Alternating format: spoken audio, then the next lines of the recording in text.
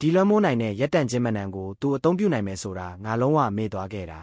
လောဘကြီးရဲ့စိတ်ထဲမှာလှိုင်းတွေထန်နေပြီးသူ့မျက်လုံးထဲမှာလည်းကြောက်ရွံ့မှုအပြည့်နဲ့ဒီအကုသိုလ်ကောင်ကတကယ်ကိုဆက်ဆုပ်ဖွယ်လုံးတယ်သူ့မှာဒီမနံရှိတယ်ဒါပေမဲ့အရင်ကဒါကိုမသုံးဘဲငါရဲ့နောက်ဆုံးမျှော်လင့်ချက်ပျောက်သွားအောင်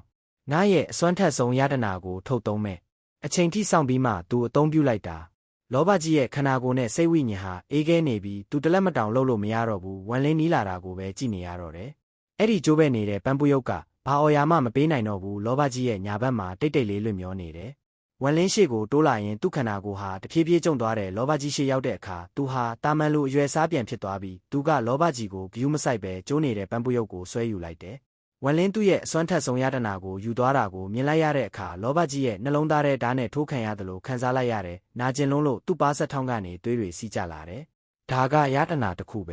ဲစီနီယာလောဘကြီးကဒါကိုနှက်မျောမှာမဟုတ်ဘူးလို့ငါယုံတယ်အတိတ်ကစီနီယာကငါ့ကိုယတနာတွေအများကြီးပေးခဲ့ဘူးတာပဲအခုငါတို့ထပ်တွေ့ရဲ့အချိန်မှာဒီယတနာကိုငါဝမ်းသာအားရလက်ခံရတော့မှာပေါ့ဝန်လင်းပြုံးလိုက်တယ်သူကကျိုးနေတဲ့ရုပ်တုကိုတေချာကြည့်တယ်ကြည့်ရင်သူ့မျက်နှာဟာပြောင်းလဲသွားတယ်ဒီရုပ်တုကအရန်တာမှန်ဆန်နဲ့ပျက်စီးနေတဲ့အစိတ်ပိုင်းတွေလည်းအများကြီးရှိတယ်မင်းဟာလူတစ်ယောက်ရဲ့ပုံကိုရေးထွင်းထားတာပဲအဲ့ဒီလူကတိမ်ကွက်ဝိယုံဝတ်ထားတဲ့တက်လက်ပိုင်းလူတစ်ယောက်သူ့မှာပွင့်လင်းတဲ့အသွင်ရှိတယ်ဒါပေမဲ့သူ့စီကထေဝါမှုထွက်နေရဲ့ဒါပေမဲ့အဲ့ဒီထေဝါမှုကအရန်အားမကောင်းလာဘူးကြောက်စရာလည်းမဟုတ်ဘူးဒါပေမဲ့ဝန်လင်းရဲ့အကြည့်နဲ့ရုပ်တုရဲ့အကြည့်ဆုံသွားတဲ့အခါသူ့ခန္ဓာကိုယ်တစ်ခုလုံးတုံသွားတယ်ဝန်လင်းရှိကဟင်းလင်းပြင်ဟာပျောက်သွားပြီးအရာအလုံးပြိုကွဲသွားတယ်ဖော်ပြလို့မရတဲ့အားတစ်ခုကရုပ်တုရဲ့မျက်လုံးကနေထွက်လာပြီးဝန်လင်းရဲ့စိတ်ထဲကိုဝင်သွားတယ်ဝန်လင်းရဲ့နားထဲမှာလောကတစ်ခုလုံးတုံဟဲသွားပြီးဟင်းလင်းပြင်ဟာပြိုကွဲသွားတယ်လောကတစ်ခုလုံးလေဟာနဲ့ပြိုကျသွားပြီးအဲ့ဒီပြိုကျမှုရဲ့တက်ရောက်မှုကြောင့်ဝန်လင်းဟာစိတ်ရှုပ်ထွေးမှုတွေနစ်သွားတယ်အချိန်ဘယ်လောက်ကြာသွားမှန်းမသိဘူး10နှစ်200နှစ်ထောင်ဒါမှမဟုတ်နှစ်တောင်းလားတစ်နေ့ဝန်လင်းဟာလေဟာနယ်ထဲမှာကုန်းမြေတစ်ခုကိုတွေးလိုက်တယ်အဲ့ဒီကုန်းမြေဟာအကန့်အသတ်မရှိဘူးဝန်လင်းဟာညံလင်းရလာတယ်လို့ခံစားရတယ်ဒီကုန်းမြေရဲ့အရွယ်စားဟာ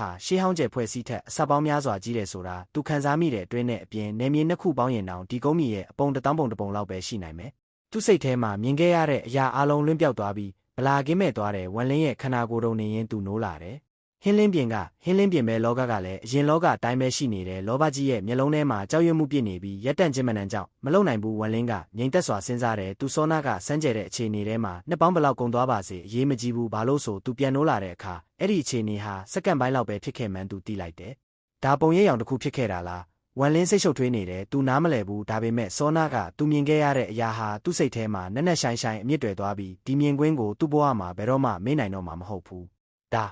းဒါကဘာလဲဝန်လင်းရဲ့အကြည့်ဟာရုပ်တုပေါ်ကိုထက်ကျသွားတယ်ဒုတိယအကြိမ်ကစောနာကနဲ့မတူတော့ဘူးတာမန်လုံးနဲ့ရုပ်တုဟာပြောင်းလဲသွားပြီးအမခန်းထေဝါမှုကိုပေးလာတယ်အဲ့ဒီထေဝါမှုကသူ့ရှေ့မှာဘယ်ကျင့်ကြံသူမဆိုပွေရွစိတ်တကောင်လိုဖြစ်သွားအောင်လုပ်နိုင်တဲ့လောကတစ်ခုလုံးတောင်နာခံရမယ်ဝန်လင်းကတတိယအဆင့်ကျင့်ကြံသူတွေတောင်ဒီရုပ်တုရှေ့မှာတုံသွားလောက်တယ်လို့ခက်ရေးရေးခံစားမိတယ်သူကဘသူလဲဝန်လင်းတိတ်ဆိတ်စွာစဉ်းစားနေတယ်သူဘဝမှာမြင်ဘူးတဲ့ရုပ်တုတွေထဲမှာနဆိုးစိတ်ဝိညာဉ်ကုန်းမြေရဲ့ကကောင်းကင်ဘုံအင်မာယာချင်းလင်ရဲ့ရုပ်တုကပဲလူတစ်ယောက်ရဲ့စိတ်ကိုချိုးဖျက်နိုင်ခဲ့တယ်အခုဒီရုပ်တုကစိတ်ကိုပြပြားစေတာမျိုးမရှိပေမဲ့ဝန်လင်းကချင်းလင်ရဲ့ရုပ်တုတောင်ဒီရုပ်တုရှေ့မှာပွေရွစိတ်တကောင်လိုဖြစ်နေမယ်လို့ဝိုးတော်ခံစားမိတယ်ဒီရုပ်တုကတာမန်တက်လက်ပိုင်းလူတစ်ယောက်ပဲသူကတည်ငြိမ်တဲ့ဟန်နဲ့မောကြည့်နေပြီးဘာစိတ်ခံစားချက်မှမပြဘူးမင်းဒီရုပ်တုကိုဘယ်ကရလာတာလဲဝန်လင်းရုပ်တုကိုကြည့်ရင်လောဘကြီးကိုမကြည့်ပဲမေးလိုက်တယ်အဲ့ဒီလိုပြောရင်ဝန်လင်းကလောဘကြီးစကားပြောနိုင်လောက်အောင်ရက်တန့်ခြင်းမနံကိုဖြေလျော့ပေးလိုက်တယ်လောဘကြီးအနှဲငယ်ငြိမ်သွားပြီးစဉ်းစားတယ်ပြီးတော့တက်ပြင်းချပြီးပြောတယ်ရှေးဟောင်းအုပ်ကူတစ်ခုထဲမှာရှေးဟောင်းကျယ်ဖွဲ့စည်းတဲ့ဝင်ဖို့ဆိုရင်မင်းကချိတ်ပိတ်နေမြေအစီရင်ကိုချိုးဖျက်ရမယ်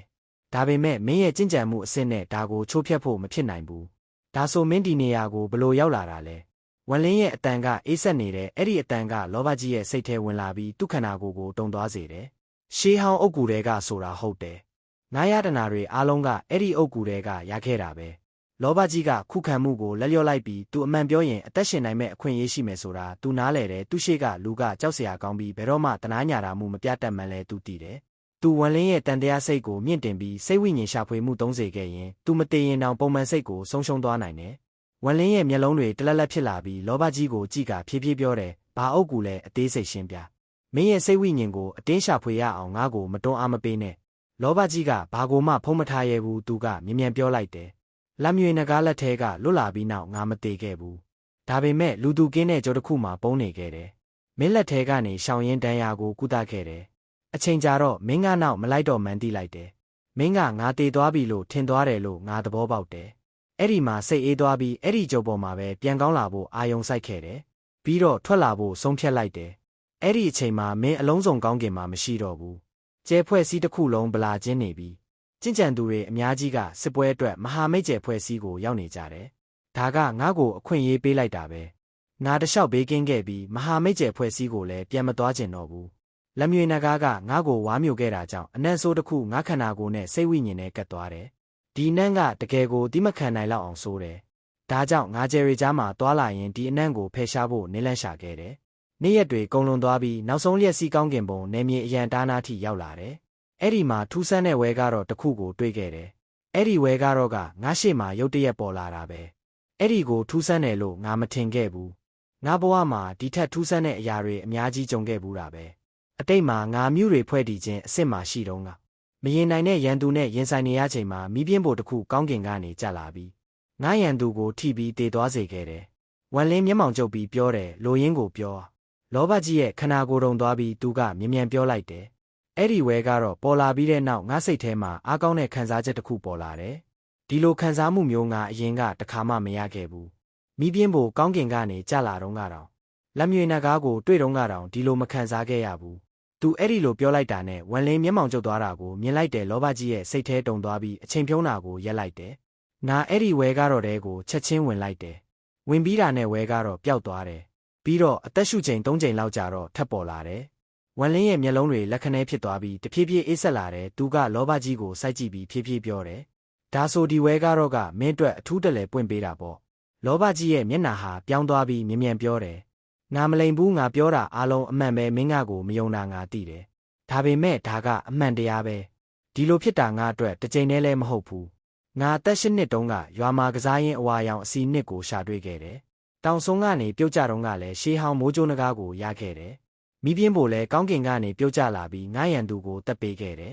တခြားသူတွေမိုးကောင်းကင်ဘုံနေမြေထဲဝင်ဖို့မိုးမိပြင်းဖို့တုံကင်အတွက်တိုက်ရပေမဲ့ငါအတွက်ကဒီတုံကင်ကအပြင်ကနေငါစီတဲတဲ့ပြန်လာခဲ့ဘူးတယ်မိုးကောင်းကင်ဘုံနေမြေထဲဝင်ပြီးရဲ့နောက်မှာလဲတခြားသူတွေကောင်းကင်ဘုံကြောက်စိမ့်ပြားတွေရဖို့အချိန်ပေးပြီးရှာရတယ်ဒါပေမဲ့ငါကပထမဆုံးအချိန်မှာတင်ကောင်းကင်ဘုံဖရင်တပါးရဲ့လောင်ကူတဲကိုတီနေရာရွှေ့ပြောင်းပေးခံရတယ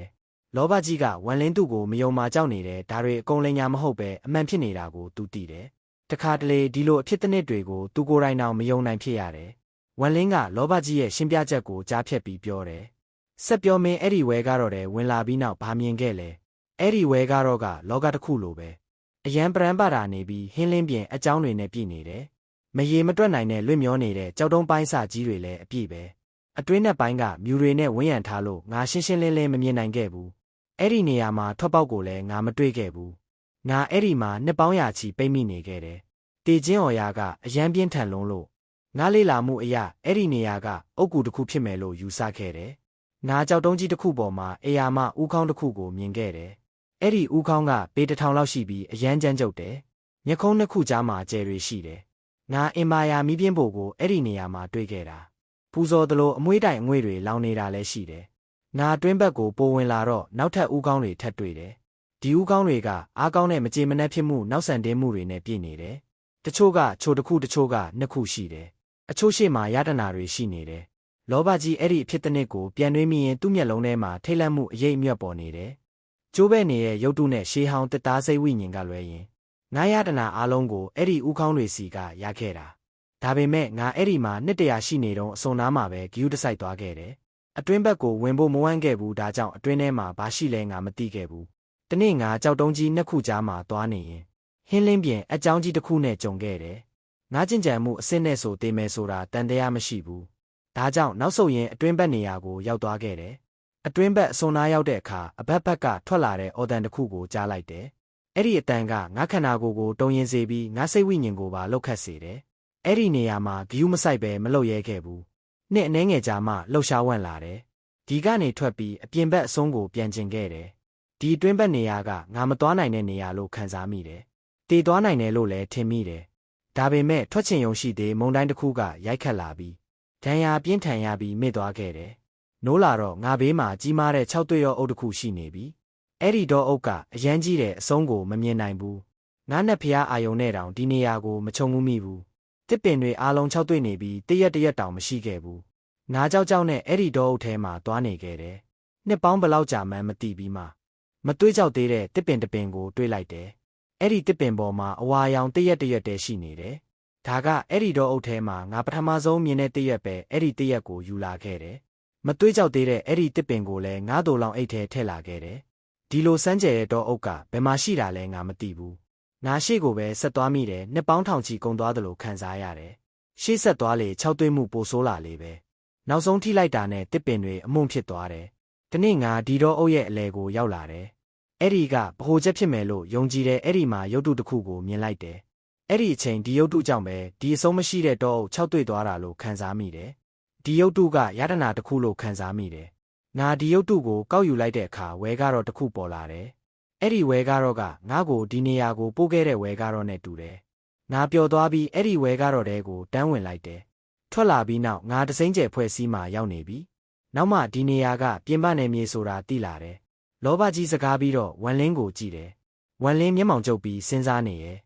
လောဘကြီးရဲ့မျက်လုံးထဲမှာဖြက်ခနဲလင်းသွားတယ်သူ့ဇလန်တဝက်လောက်ရောက်ချိန်မှာသူ့ခန္ဓာကိုအေးခဲမနေတော့မန်တိလိုက်တဲ့ရက်တန့်ချင်းမနက်အစွမ်းပြေသွားပြီထင်တယ်အဲ့ဒီအချိန်ဝမ်လင်းစဉ်းစားနေတာကိုမြင်တော့လောဘကြီးတဖြည်းဖြည်းနောက်ဆုတ်ပြီးရုတ်တရက်အရှိန်မြင့်လိုက်တဲ့ထွက်ပြေးုံရှိသေးဝမ်လင်းကညာလက်ကိုမြောက်ပြီးဆန့်ထုတ်လိုက်တယ်ချက်ချင်းလောဘကြီးနာကျင်ထိတ်လန့်စွာအော်လိုက်ရပြီးမမြင်ရတဲ့လက်တစ်ဖက်ကဖမ်းဆီးပြီးဝမ်လင်းစီဆွဲခေါ်သွားတယ်ဝမ်လင်းရဲ့လက်ဝါးကလောဘကြီးရဲ့နဖူးနဲ့နီးကပ်လာတယ်သူ့လက်ဝါးကစမ်းကြဲရဲ့စုပ်အားတစ်ခုထွက်လာပြီးလောဘကြီးရဲ့ဥကောင်းရဲကိုဝင်သွားတယ်လောဘကြီးမှာကြောက်ရွံ့မှုတက်လာပြီးအလန့်တကြားအော်တယ်မင်းငါကိုမတက်ဘူးလို့ကတိပေးထားတယ်လေသူအဲ့ဒီလိုအော်လိုက်ုံရှိသေးဝမ်လင်းရဲ့ညာလက်ကလောဘကြီးရဲ့နဖူးပေါ်ကျသွားတယ်သူ့နဲ့ဖျားအာယုံကလောဘကြီးရဲ့မူလစိတ်ဝိညာဉ်နဲ့ဝင်ပြီးသူ့မှတ်ဉဏ်တွေကိုကြည့်တယ်တစ်ချိန်တည်းမှာဝမ်လင်းရဲ့အစွမ်းထက်တဲ့နတ်ဖျားအာယုံနဲ့အတူမိုးကြိုးတွေတုံဟဲပြီးသူ့ညာလက်မှာစုဝေးလာတဲ့မိုးကြိုးတွေကလောဘကြီးရဲ့မူလစိတ်ဝိညာဉ်နဲ့ဝင်ပြီးသူ့စိတ်ဝိညာဉ်ကိုရှင်းလင်းပေးတယ်လောဘကြီးရဲ့ခန္ဓာကိုယ်တစ်ဆက်ဆက်တုံနေရဲ့အဲ့ဒီအချိန်သူ့တကိုယ်လုံးချွေးတွေရွှဲနေတယ်ဒီခိုက်ကရင်းကပဲကြာတယ်ပြီးတော့ဝမ်လင်းကလက်ကိုဝေ့ရမ်းလိုက်တော့လောဘကြီးအဝေးကိုလွင့်ထွက်သွားတယ်မင်းရတနာတွေကိုငါလာကားမယူဘူးမင်းသွားလို့ရပြီလောဘကြီးရဲ့မျက်နှာဖြူဖက်ဖြူရောဖြစ်နေတယ်သူရှာကိုကိုက်ပြီးတွေးထွေးထုတ်လိုက်တယ်သူ့မျက်နှုံးတိုးလာပြီးအဝေးကိုထွက်ပြေးသွားတယ်မျက်စိတမိတ်အတွင်းသူ့ရိတ်တောင်မကြံတော့ဘူးတေမာကြောက်ပြီးထွက်ပြေးရင်လောဘကြီးရဲ့မျက်လုံးထဲမှာကြောက်ရွံ့မှုပြည့်နေတယ်သူမိုင်းရင်တလို့ခံစားနေရတယ်ဒါကသူငါးရတနာတွေကိုယူသွားတာဒုတိယအကြိမ်ပဲတတိယအကြိမ်ထပ်မဖြစ်စေရဘူးလို့ငါးကြိမ်ဆိုတယ်ငါးရတနာအများစုကိုယူသွားပြီးပြီဒီပြိုလဲကုန်းမြေမှာဆက်နေတာအနေရများလုံးတယ်လောဘကြီးမိုင်းရင်တလို့ခံစားရင်ဝမ်လင်းသူ့နောက်မလိုက်လာမှန်းတေချအောင်ဒီနေရာရွှေ့ပြောင်းမှုအကြိမ်များစွာလုပ်ပြီးပျောက်သွားတယ်ပြီးတော့သူကျင့်ကြံခြင်းကြောတစ်ခုပေါ်မှာပြန်ပေါ်လာတယ်ပြန်ရောက်တာနဲ့တောင်တလုံးစီတိုးဝင်သွားပြီးတောင်နားရောက်တော့လက်ကိုဝေ့ရမ်းလိုက်တယ်တောင်ကတုံဟဲသွားပြီးပါလက်တဲ့အကြောင်းတစ်ခုပွင့်လာတယ်လောဘကြီးတုံနေမနေပဲအတွင်းကိုဝင်သွားတယ်ဒါပေမဲ့ဝင်လိုက်တာနဲ့သူ့ခန္ဓာကိုယ်တုံသွားတယ်အကြောင်းကနေဆူရှားတဲ့အနံ့ဆိုးတစ်ခုထွက်လာပြီးသူ့မျက်နှာကိုတိုးဝင်လာတယ်တတိမေလို့မတက်ဆိုးရွားလာတဲ့အနံ့ပဲဒါကဘာကြောင့်ဒီလောက်အနံ့ဆိုးနေရတာလဲလောဘကြီးဆဲလိုက်တယ်ရုတ်တရက်သူ့ခန္ဓာကိုယ်တုံသွားပြီးဒင်းကတောင်တင်းသွားတယ်နာခေါင်းကိုရှုံချီပွက်ချီလုပ်ပြီးတေချာနှံ့ခံကြည့်တယ်ပြီးတော့သူ့မျက်လုံးထဲမှာမယုံနိုင်စရာပြစ်လာတယ်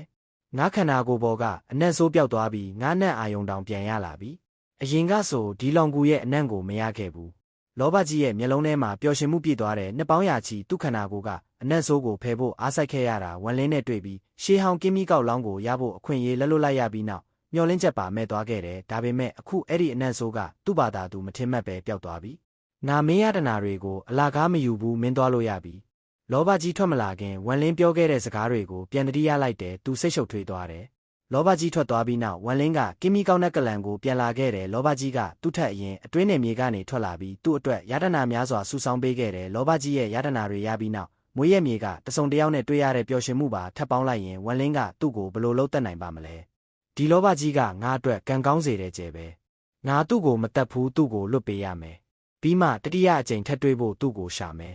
အဲ့ဒီအချိန်ဆိုသူကငါ့ကိုရတနာပိုများပြီးထပ်ပေးတာတောင်ဖြစ်နိုင်သေးတယ်ဝမ်လင်းပြုံးလိုက်တယ်သူကင်းမီကောင်းတဲ့ကလန်ရှိကြောထက်မှာပေါ်လာတယ်တိမ်လွတ်မြောက်ချင်းကလန်ကကျင့်ကြံသူတစ်ထောင်နီးပါးထွက်မသွားဝင်ပဲနေရာမှာပဲရှိနေကြတယ်ကျုံးတဟုံကတော့တက်ကြွနေရဲ့သူတန်ရာကူတာဖို့ကျင့်ကြံမှုအစင်းမြင့်သူအနှဲငယ်ကိုရွေးခေါ်ထားသေးတယ်သူအဲ့ဒီနေရာမှာလဲနေရင်အဆက်မပြတ်အေးဆက်ဆက်နာကောင်းရှုံနေတယ်သူနာကောင်းရှုံတိုင်းပတ်ဝန်းကျင်ကကျင့်ကြံသူတွေတုံသွားကြတယ်သူတို့ကကျုံးတဟုံကိုလေးစားစွာကြည့်နေကြတယ်ကျုံးတဟုံကိုမကြောက်ပေမဲ့သူ့နောက်ကတခင်ကိုတော့တုံလောက်အောင်ကြောက်ကြတယ်တိမ်လွတ်မြောက်ချင်းကလန်ခေါင်းဆောင်ကဝမ်လင်းရဲ့တုံကင်ပြားကိုတွေ့ပြီးနောက်ဝမ်လင်းကသူတို့မစော်ကားနိုင်တဲ့သူတယောက်မှန်သဘောပေါက်သွားတယ်တကွဲတပြားဖြစ်သွားတဲ့ကင်းမီကောင်းတဲ့ကလန်ဝင်တွေလည်းတယောက်ပြီးတယောက်ပြန်ရောက်လာကြတယ်ကြက်ဟူဆိုတဲ့အဘိုးအိုတောင်ပြန်ရောက်လာတယ် ကျုံးတဟုံရဲ့ပခုံးနှစ်ဖက်ကိုပုတ်ပေးနေတဲ့တိမ်လွတ်မြောက်ခြင်းကလန်ကအ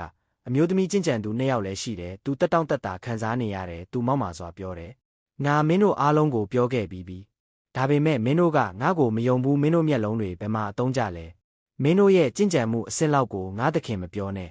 ဒီအဘိုးအိုကတော့မင်းတို့အားလုံးကိုချင်းချောက်နိုင်မယ်လို့မထင်ထားဘူးတစ်ချက်ရယုံနဲ့မင်းတို့ကိုပြုတ်စိတ်တွေလိုခြေမိုးဖို့လုံလောက်နေပြီကျုံးတဟုံမင်းမော့ပြီးအထင်သေးဟန်တဲ့ပတ်ဝန်းကျင်ကကျင့်ကြံသူတွေကိုစုမဲနေတယ်အဲ့ဒီကျင့်ကြံသူတွေကသဘောတူသလိုခေါင်းညိတ်ကြတယ်အခုချိန်မှာကျုံးတဟုံကိုတောင်ကလန်ကဆန်မလုံဝန့်ကြတော့ဘူးတိမ်လွတ်မြောက်ခြင်းကလန်ခေါင်းဆောင်တဲ့အကြီးကဲတွေကကျုံးတဟုံဘေးမှာဒလေးတစားရက်နေကြတယ်သူတို့ဖော်လန်ဖားပြုံးတွေတက်ထားပြီးအဆက်မပြတ်ခေါင်းညိတ်နေတယ်အရှင်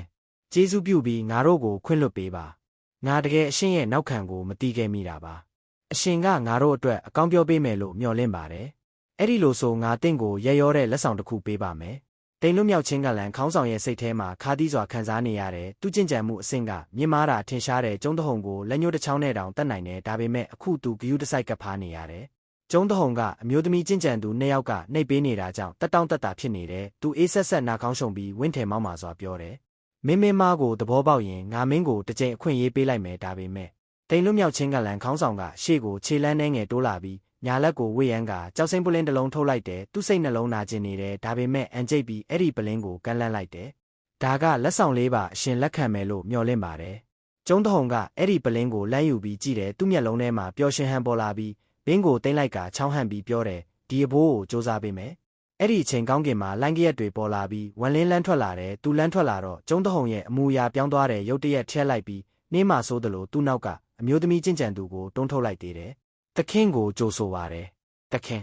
်ဒီကျုံးတဟုံကသခင်ကိုမတွေ့ရတာကြာလာပြီမို့ကျင့်ကြံတာတောင်စိတ်မငြိမ်နိုင်ဖြစ်ရပါတယ်ဒီကကျွန်တော်မျိုးကသခင်ကိုတတိယနေတာပါသခင်ကိုအခုလိုတွေးလိုက်ရမှဒီကောင်လေးရဲ့စိတ်ကတည်ငြိမ်နိုင်တော့တယ်ကျုံးတဟုံကရှေ့ကိုအလင်းစလိုတိုးလာရင်ဖော်လန်ဖားပညာကိုသုံးတယ်အဲ့ဒီအချိန်တိမ်လွတ်မြောက်ခြင်းကလန်ရှေ့မှာသူအစောကပြခဲ့တဲ့မောက်မာမှုပျောက်သွားပြီးဖော်လန်ဖားမှုရပဲအဆက်မပြတ်ဖြစ်နေတယ်တိမ်လွတ်မြောက်ခြင်းကလန်ကလူတွေကဒီလိုလူမျိုးကိုပထမဆုံးအကြိမ်တွေ့ဘူးတာပဲသူတို့ပါးဆက်ဟောင်းသားဖြစ်ကုန်တဲ့စောကလက်ဆောင်ပေးခဲ့တဲ့တိမ်လွတ်မြောက်ခြင်းကလန်ခေါင်းဆောင်တောင်မင်းတက်ကြောရီသွားတဲ့တယောက်ကဒီလိုချက်ချင်းအမူအရာပြောင်းလဲပြနိုင်မယ်လို့သူတွေးမထားခဲ့ဘူးမြင်မြန်လမ်းဖယ်ကြဆန်းမင်းပါလို့အဲ့ဒီမှာရက်နေတာလဲငါသခင်ရဲ့လမ်းကိုမပိတ်ထားနဲ့ကျုံးတဟုံကဝမ်လင်းစီတချိန်ထိုးတိုးဝင်လာရင်တိမ်လွတ်မြောက်ခြင်းကလန်ကလူတွေကိုတွန်းထုတ်တဲ့အဲ့ဒီထဲမှာကလန်ခေါင်းဆောင်ပါပါတယ်စောကလက်ဆောင်ရလိုက်လို့ပြောနေတာကိုလုံးဝမေ့သွားသလိုပဲတိမ်လွတ်မြောက်ခြင်းကလန်ကဒီကြောကနေမထွက်သွားကြသေးဘူးဝမ်လင်းရဲ့ခွင့်ပြုချက်မရပဲထွက်သွားဖို့မဝမ်းကြဘူး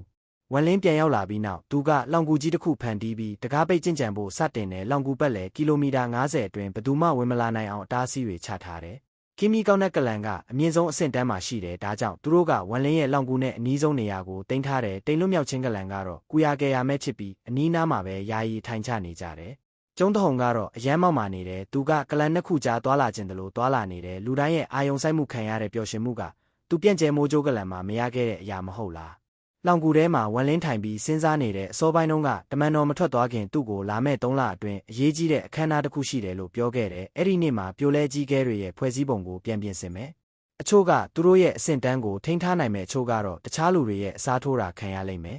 ဒါပေမဲ့ဝမ်လင်းကအဲ့ဒီအကြောင်းကိုတိတ်လေးမထားဘူးသူအလေးထားတာကဒီပြိုလဲကြီးကဲရွေးကောက်ပွဲကနေမိစာကလေးကလန်နဲ့ပတ်သက်ပြီးသူ့ပန်းတိုင်ကိုပြီးမြောက်ဖို့ပဲ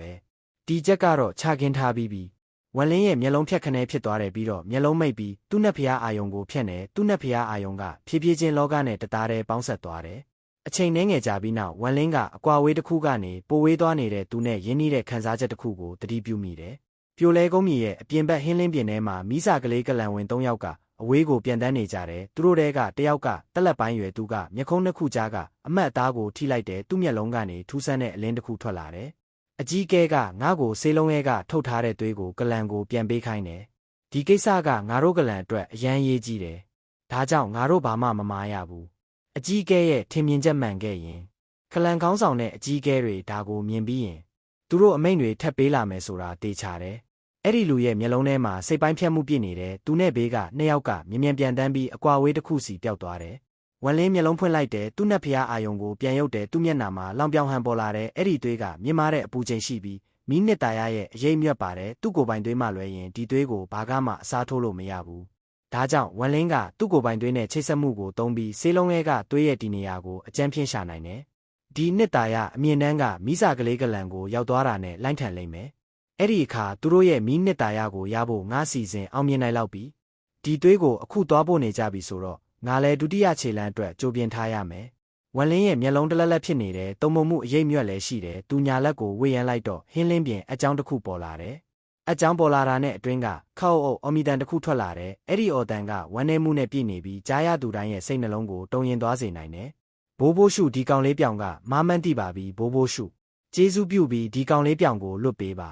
ကျွန်တော်ဘယ်တော့မှတင့်ကိုမလှည့်ဖျားရဲတော့ပါဘူးနောက်ထပ်အော်တန်တစ်ခုထွက်လာပြန်တဲ့ရှုလီကောရဲ့ရဲတန်ကအဲ့ဒီအတန်နဲ့ရောရှက်နေတယ်မင်းဒီဘိုးဘိုးရှုထက်ထဲကြတာမင်းအတွက်ကံကောင်းတာပဲမင်းရဲ့ဘိုးဘိုးရှုကနှစ်ပေါင်းထောင်ချီအထီးကျန်နေခဲ့ရတော့မင်းကိုဘယ်တော့မှတတ်မှာမဟုတ်ဘူးအဖိုးတန်ကောင်လေးချင်းပြောင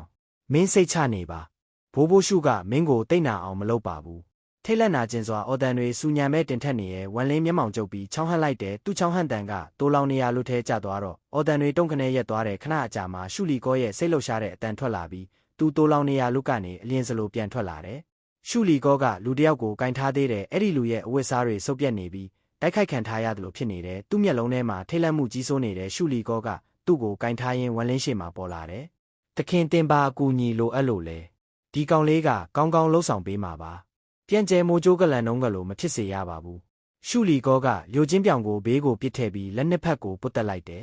ဝန်လင်းရှုလီကောကိုကြည့်မထားပဲလျိုချင်းပြောင်ကိုကြည့်တယ်လျိုချင်းပြောင်ကတိုးလောင်နေရလို့ထဲထက်ခံရပြီးနောက်ရှုလီကောရဲ့နှိပ်စက်မှုကိုခံခဲ့ရတယ်သူထိတ်လန့်နေပြီးရှုလီကောကသူ့အတွက်အိမ်မက်ဆိုးတစ်ခုပဲဝန်လင်းဖြည်းဖြည်းချင်းပြောတယ်လျိုချင်းပြောင်မင်းလုပ်ခဲ့တဲ့အမားကိုဝန်ခံလားအဲ့ဒီစကားတွေလျိုချင်းပြောင်ရဲ့နားထဲကျသွားတော့သူ့ခန္ဓာကိုပြင်းပြင်းထန်ထန်တုန်သွားတယ်ပြီးတော့မြေပေါ်ဒူးထောက်ချပြီးအုံငုံရင်းပြောတယ်ကောင်းကင်ဘုံသားဒီကောင်လေးမမှန်းတိပါပြီကောင်းကင်ဘုံသားငါ့ကိုအခွင့်အရေးတစ်ခုပေးဖို့တောင်းပါတယ်ဒီကောင်လေးဘယ်တော့မှထက်မလက်ဖျားတော့ပါဘူးဝန်လင်းရဲ့မျက်လုံးထဲမှာထူးဆန်းတဲ့အလင်းတစ်ခုပေါ်လာတယ်သူလျိုချင်းပြောင်ကိုကြည့်ပြီးပြောတယ်ငါ့ကိုပြောပြကြောက်စိမ့်ပြမရှိရင်မင်းရဲ့လက်ဖျားနိုင်စွမ်းကဘလို့ဆင့်လဲလျိုချင်းပြောင်ကမျက်နာကမျက်ရည်တွေကိုတုပ်ပြီးနောင်တရဟန်နဲ့မြင်မြင်ပြောတယ်ကောင်းကင်ဘုံသားဒီကောင်လေးမှာလက်ဖျားနိုင်တဲ့အစွမ်းဘလို့ရှိပါမလဲငါကကြောက်စိမ့်ပြပေါ်မှာပဲလုံးဝမိခိုခဲ့တာပါအခုကြောက်စိမ့်ပြားကိုကောင်းကင်ဘုံသားကယူသွားပြီဆိုတော့ဒီကောင်လေးထက်လက်ဖျားနိုင်စွမ်းမရှိတော့ပါဘူးကောင်းကင်ဘုံသားဒီကောင်လေးကိုလွတ်ပေးဖို့တောင်းဆိုပါတယ်ဒီကောင်လေးနောက်ထပ်လုံးဝမလှည့်ဖျားတော့ပါဘူးဝန်လင်းရဲ့မျက်လုံးထဲမှာအေးဆက်မှုဖြက်ပြေးသွားတယ်သူခေါင်းငိတ်လိုက်တယ်မင်းထက်မလှည့်ဖျားနိုင်တော့ဘူးဆိုရင်မင်းကတန်မိုးမဲ့သွားပြီဒါကြောင့်မင်းအသက်ဆက်ရှင်နေစရာအကြောင်းမရှိတော့ဘူးလျိုချင်းပြောင်ရဲ့မျက်နှာမှာပျော်ရွှင်မှုပြည့်သွားတယ်ဒါပေမဲ့အဲ့ဒီပျော်ရွှင်မှုချက်ချင်းအေးခဲသွားတယ်ဝန်လင်းရဲ့မျက်လုံးထဲကအေးဆက်မှုကိုမြင်တော့သူ့ခန္ဓာကိုယ်တုန်သွားတယ်သူမြင်မြန်ပြောတယ်ကောင်းကင်ဘုံသားနားလည်မှုလွဲတာပါနားလည်မှုလွဲတာပါဒီကောင်လေးမမှန်းတိပါပြီကြောက်စိမ့်ပြားမရှိရင်တောင်ဒီကောင်လေးရဲ့လက်ဖျားနိုင်စွမ်းအရေးချင်းကတိမ်ပင်လဲကျဲဖွဲ့စည်းမှာနံပါတ်1ပဲဘယ်သူမှမရှင်နိုင်ဘူးဒီကောင်လေးကြောက်စိမ့်ပြားပေါ်မှာတိတ်မမီခိုခဲ့ပါဘူးလိုအပ်ရင်သုံးခဲ့ရုံပါဒီကောင်လေးကငယ်ငယ်ကလေးကဒီလက်ဖျားတဲ့အတတ်ပညာကိုအချိန်ရတိုင်းအခွင့်အရေးရတိုင်းလေ့ကျင့်ခဲ့တာပါ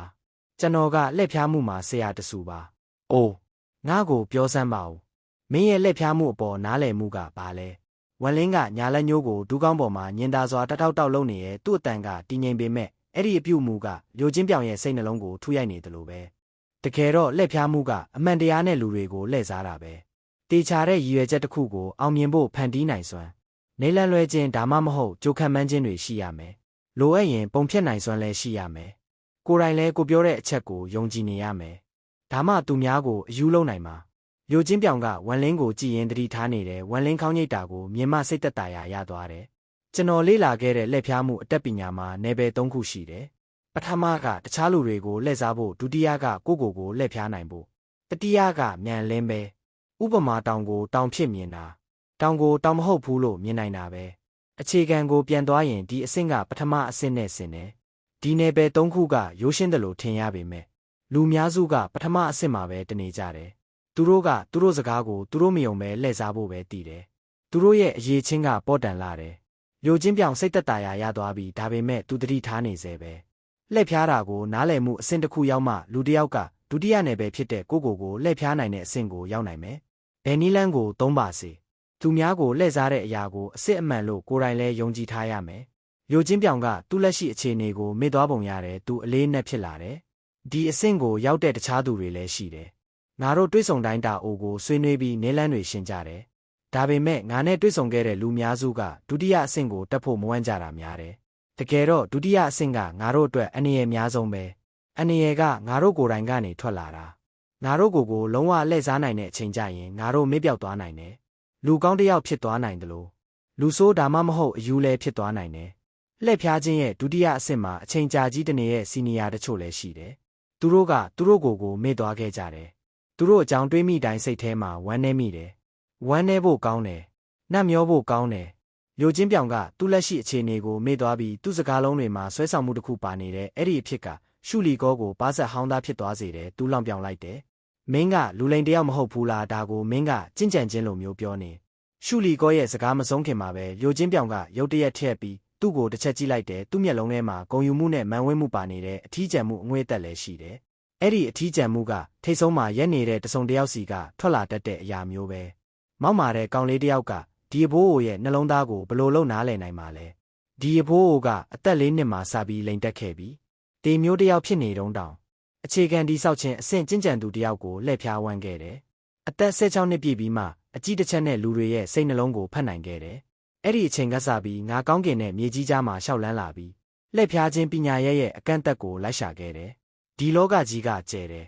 ပြောကြတာကမဟာရာအို3000ရှိတယ်တဲ့ဒါပေမဲ့ဒီမဟာရာအို3000ထဲမှာလှည့်ဖျားခြင်းတာအိုကမပါနိုင်ဘူးလို့ဘသူကအကြက်မတ်ကြပြောနိုင်မှာလဲတင်တို့အားလုံးကျင့်ကြံတဲ့အရာကိုတာအိုလို့ခေါ်ခဲ့ရင်နာကျင့်ကြံတဲ့လှည့်ဖျားမှုပညာရက်ကတာအိုဖြစ်မတတ်မှတ်နိုင်မယူဆနိုင်ဘူးလားအချိန်ကာလတလျှောက်ခေတ်တွေတလျှောက်ဖြစ်တည်မှုဘလောက်များမွေးဖွားလာခဲ့ပြီလဲဖြစ်တည်မှုဘလောက်များမျိုးသုံးသွားခဲ့ပြီလဲ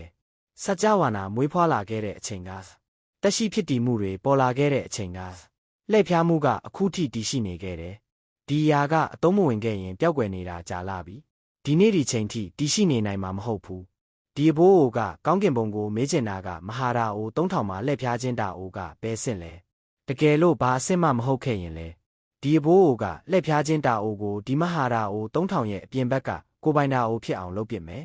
ရှုလီကောပဆက်ဟောင်းသားဖြစ်နေတဲ့ဝမ်လင်းတောင်မင်းတက်မိရတယ်အဲ့ဒီအချိန်မှာရိုချင်းပြောင်မှာအထီးကျန်အားငယ်နေရဲ့ပုံမပေါ်တော့ဘူးသူနေရာမှာပဲရက်နေတဲ့အဝတ်စားတွေစုပ်ပြက်နေရင်မဲ့ဖော်ပြလို့မရတဲ့ခန်းစားချက်တစ်ခုကသူ့ကိုဖုံးလွှမ်းထားတယ်ဒီအဘိုးအိုကလှည့်ဖျားခြင်းရဲ့ဒုတိယနယ်ပယ်ကိုရောက်နေပြီတင်တို့အားလုံးဒါကိုလွယ်တယ်လို့ထင်နေတာလားတခါတလေကိုလှည့်ဖျားတာကလွယ်တယ်ဒါပေမဲ့တစ်သက်လုံးကိုလှည့်ဖျားဖို့ကတော့ခက်တယ်အမြဲတမ်းလှည့်ဖျားနေရင်မူလစိတ်ဝိညာဉ်အပေါ်ပါတက်ရောက်မှုရှိလာပြီးမှတ်ဉာဏ်တွေပါပြောင်းသွားနိုင်တယ်ဒုတိယအဆင့်ကျင့်ကြံခြင်းနယ်ပယ်ကိုတက်နေရဲ့အစွမ်းထက်ကျင့်ကြံသူတွေတောင်စိတ်ဝိညာဉ်ရှာဖွေမှုနဲ့အစစ်အမှန်မှတ်ဉာဏ်တွေကိုရှာမတွေ့နိုင်တော့ဘူးဘာလို့လဲဆိုတော့အစစ်အမှန်မှတ်ဉာဏ်တွေအကုန်ပျက်စီးသွားလို့ပဲဒုတိယအဆင့်နယ်ပယ်ကကိုလှည့်စားမှုပဲအထွတ်ထိပ်ရောက်ရင်လူတစ်ယောက်ကသူတို့ဆုံးရှုံးသွားပြီးတခြားတစ်ယောက်ဖြစ်လာနိုင်တယ်ဒါမှမဟုတ်ပြန်မွေးဖွားလာပြီးသူတို့ပြန်မှတ်မိလာနိုင်တယ်အဲ့ဒီနောက်ဒုတိယအဆင့်လှည့်ဖျားခြင်းနယ်ပယ်ကိုချိုးဖျက်နိုင်ပြီးအချိန်မရွေးသူတို့အဖြစ်ပြန်ရောက်နိုင်တယ်ဒီလိုလူမျိုးကရှားလွန်းတယ်သူတို့တတိယအဆင့်လှည့်ဖျားခြင်းနယ်ပယ်ကိုရောက်ရင်သူတို့ရဲ့အစစ်အမှန်ပုံစံကိုပြန်ရောက်နိုင်တယ်ငါကကြောက်စိမ့်ပြားကိုမိခိုခဲ့တာကြောင့်ငါတာအိုနှလုံးသားကမတမာတော့ဘူးဒါကြောင့်ငါရဲ့လှည့်ဖျားခြင်းတာအိုကရက်တန့်သွားခဲ့ရတယ်ဒီလိုမဟုတ်ခဲ့ရင်အရှင်ကောင်းကင်ဘုံသားဝမ်လင်းတောင်ငါကိုအလွယ်တကူဖမ်းနိုင်မှာမဟုတ်ဘူးအခုတင်ကငါကြောက်စိမ့်ပြားကိုယူသွားပြီးငါမိခိုခဲ့တဲ့အရာကိုဖျက်ဆီးလိုက်တာငါကိုအခွင့်အရေးတစ်ခုပေးတာပဲတိုးလောင်နေရလို့ထဲမှာငါလှည့်ဖျားမှုပညာရက်ကဒုတိယနယ်ပယ်ရဲ့အထွတ်ထိပ်ကိုရောက်သွားပြီးတတိယနယ်ပယ်ကိုရောက်ဖို့ခြေလန်းတစ်ဝက်ပဲလိုတော့တယ်ရိုချင်းပြောင်ကအင်ဂျီလက်အိုးကိုဝေယမ်းလိုက်တယ်သူ့မူရာကအေးဆက်ဟန်ဖြစ်လာတယ်ဝမ်လင်းရဲ့မျက်လုံးတလက်လက်ဖြစ်နေတယ်သူဖြည်းဖြည်းချင်းပြောတယ်စိတ်ဝင်စားစရာပဲရှုလီကောကရိုချင်းပြောင်ရဲ့အော်ငေါမှုကိုခံလိုက်ရပြီးနောက်ပြန်မအော်ခဲ့ဘူးအဲ့ဒီအစားသူစဉ်းစားနေတယ်ရိုချင်းပြောင်ကိုကြည့်တဲ့သူ့ကြည့်လဲပြောင်းသွားတယ်ပြီးတော့လက်နှစ်ဖက်ဆုပ်ပြီးပြောတယ်ရောင်းရင်ကျင့်ကြံသူရိုချင်းပြောင်ရဲ့စကားတွေကငါ့ကိုအမြင်ကျစေခဲ့တယ်မဟာရာအို3000မှာလှည့်ဖျားခြင်းတာအိုလဲပါတယ်ကောင်းတယ်ငါလဲဒီမဟာရာအို3000ထဲကဘယ်ရာအိုကိုရှာနိုင်မလဲသိကျင်မိတယ်ရိုချင်းပြောင်ရဲ့မျက်လုံးထဲမှာပျော်ရွှင်မှုနဲ့ပြည့်လာတယ်သူတခြားလူတစ်ယောက်ဖြစ်သွားသလိုပဲအစောကသူ့ဝင့်ထည်မှုနဲ့မထူးခြားနာဟန်ကချက်ချင်းပြတ်သွားတဲ့ခါးပါအနှဲငယ်ကိုင်းသွားပြီးမျက်လုံးထဲမှာကြောက်ရွံ့မှုအရိပ်မြွက်ပေါ်လာတယ်လှည့်ဖျားတဲ့စွမ်းရည်လေးကအရှင်ရှုထုတ်ပြောဖို့မထိုက်တန်ပါဘူးအရှင်ရှုကဒီကောင်လေးကိုတိတ်နိုင်မကျင့်ရင်ဒီကောင်လေးကျေနပ်ပါပြီသူ့ပြောင်းလဲမှုကရုတ်တရက်မျက်လုံးနဲ့ရှုလီကောတောင်မင်းသက်သွားရတဲ့စိတ်ထဲကနေကျိန်ဆဲမိပြီးဘာပြောရမှန်းတောင်မသိတော့ဘူးဝမ်လင်းရဲ့မျက်လုံးထဲမှာထူးဆန်းတဲ့အလင်းတစ်ခုပေါ်လာတယ်သူရိုချင်းပြောင်ကိုတေချာကြည့်ပြီးဖြည်းဖြည်းချင်းပြောတယ်ငါမင်းကိုအခွင့်အရေးတစ်ခုပေးမယ်မင်းတာကိုကောင်းကောင်းလုပ်နိုင်ခဲ့ရင် ငါမင်းကိုလွတ်ပေးုံတင်မကမင်းအတွက်ကံကောင်းမှုကြီးတစ်ခုပါရစေမယ်ယိုချင်းပြောင်ရဲ့ခနာကိုယ်တုံသွားတယ်သူဝန်လင်းကိုကြည့်လိုက်တယ်မင်းမကြာခဏလူတယောက်ဒါမှမဟုတ်ကလန်တစ်ခုကိုလှည့်ဖျားခဲ့တယ်ဒါပေမဲ့အခုငါကမင်းကိုကလန်ကြီးတစ်ခုလုံးကိုလှည့်စားစေခြင်းနဲ့မင်းလို့ရဲလားဝန်လင်းရဲ့အတန်ကတည်ငြိမ်နေဒါပေမဲ့ယိုချင်းပြောင်ကအဲ့ဒီစကားကိုကြားတော့စိတ်နှလုံးတစ်ချက်ခုန်သွားရတယ်ယိုချင်းပြောင်ကခြီတုံချတုံဖြစ်ပြီးခတ်တိုးတိုးပြောတယ်ဒါတကယ်တော့ကျွန်တော်ဘသူ့ကိုလှည့်ဖျားရမှာလဲဆိုတာကိစ္စမရှိပါဘူးဒါပေမဲ့အသေးစိတ်ပြင်ဆင်မှုတွေအထိုင်ချဖို့လိုပါတယ်ပြဿနာမရှိဘူးမင်းမှာကြိုပြင်ဆင်ချိန်3လရှိတယ်မင်းစောနာကပြောသလိုဆိုမင်းရဲ့လက်ဖျားမှုပညာရဲ့ဒုတိယနယ်ပယ်နဲ့မှတ်ဉဏ်တွေကိုပြောင်းလဲနိုင်တယ်ဆိုတယ်ဒါကြောင့်ငါမင်းကိုမှတ်ဉဏ်တစ်စုံပေးလိုက်မယ်ဝန်လင်းရဲ့ဗမျက်လုံးထဲကအပြာရောင်မီးတောက်တစ်ခုထွက်လာပြီးယိုချင်းပြောင်ကိုဝင်းရံကမီးလုံးတစ်လုံးဖြစ်လာတဲ့ရှုလီကောကချက်ချင်းထိတ်လန့်ပြီးနောက်ဆုတ်သွားတယ်ဒီမိစ္ဆာကောင်ရဲ့ကြင်ကြံမှုထပ်တိုးလာပြန်ပြီးအချိန်ကဖြည်းဖြည်းချင်းကုန်လာတဲ့မျက်စိတမိတ်အတွင်းတလကုန်သွားပြီးအဲ့ဒီတလအတွင်းရှုလီကောကဒီလောင်ကူကနေပျော်ပါဖို့ထွက်သွားခြင်းခဲ့တယ်ဒါပေမဲ့ထွက်ဖို့ဟန်ပြင်တိုင်းအတားအဆီးတွေကသူ့ကိုတားနေတယ်အချိန်နှဲငယ်စူးစမ်းပြီးနောက်ရှုလီကောကအဆက်မပြတ်ချိန်ဆရင်အပြင်ဘက်ကိုစိုက်ကြည့်ပြီးနေအိမ်မက်မက်နေရတယ်ဒီနေ့မှာရှုလီကောကတွေဝေမိမောနေရင်ရုတ်တရက်နောက်လဲကြည့်လိုက်တယ်လောင်ကူအတွင်းဘက်ကမီးလုံးတစ်လုံးကဒလာတိတီလောင်နေတယ်ခဏအကြာမှာအဲ့ဒီမီးလုံးကနေကျဲလောင်တဲ့ဟိန်းတန်တစ်ခုထွက်လာပြီးမီးလုံးရဲကမီးကဟင်းတာငတ်တကောင်ပုံဖြစ်ကတွန့်ကျူးတန်ပြူတယ်ပြီးတော့ပုံရိပ်တစ်ခုမီးလုံးရဲကနေပေါ်လာတဲ့အစမှာအဲ့ဒီပုံရိပ်ကဝေဝါးပြီးမထင်ရှားသေးဘူးဒါပေမဲ့လန့်ထွက်လာရင်ပိုထင်ရှားလာတယ်ရှုလီကောရဲ့မျက်လုံးသူငယ်အိမ်ကျုံသွားပြီးမင်းတက်နေတဲ့လန့်လျှောက်လာတဲ့သူကိုရင်းနှီးတယ်လို့ခံစားရတဲ့အနီးကပ်တေချာကြီးမှမျက်လုံးပါပြူးထွက်သွားတယ်အဲ့ဒီပုံရိပ်ကမီးလုံးထဲကနေလန့်ထွက်လာပြီးရှုလီကောရှေ့မှာရက်တဲ့သူ့ဝက်စားတွေတဆစီဖြစ်နေစေပဲဒါပေမဲ့အဲ့ဒီအဖြစ်ကသူ့ထဲဝါခံရမှုကိုတစ်ဆက်လေးမှမလျော့စေဘူး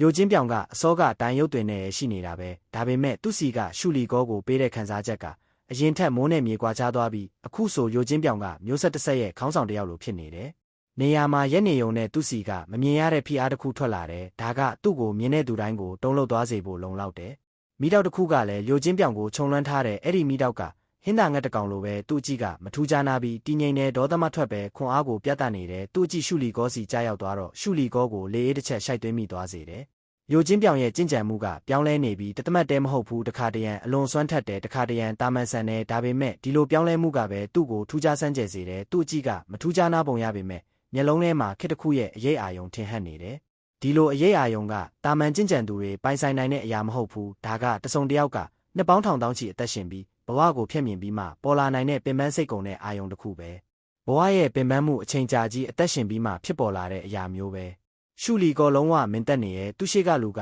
တိုးလောင်နေရလူထဲမှာသူအနိုင်ကျင့်ခဲ့ရဲ့ယိုချင်းပြောင်လို့တောင်မပြောနိုင်တော့ဘူးနှစ်ယောက်လုံးအတူတူပဲဖြစ်ပေမဲ့သူတို့စီကပေးတဲ့ခံစားချက်ကလုံးဝကြားနာတဲ့လူနှစ်ယောက်လိုဖြစ်နေတယ်ဒ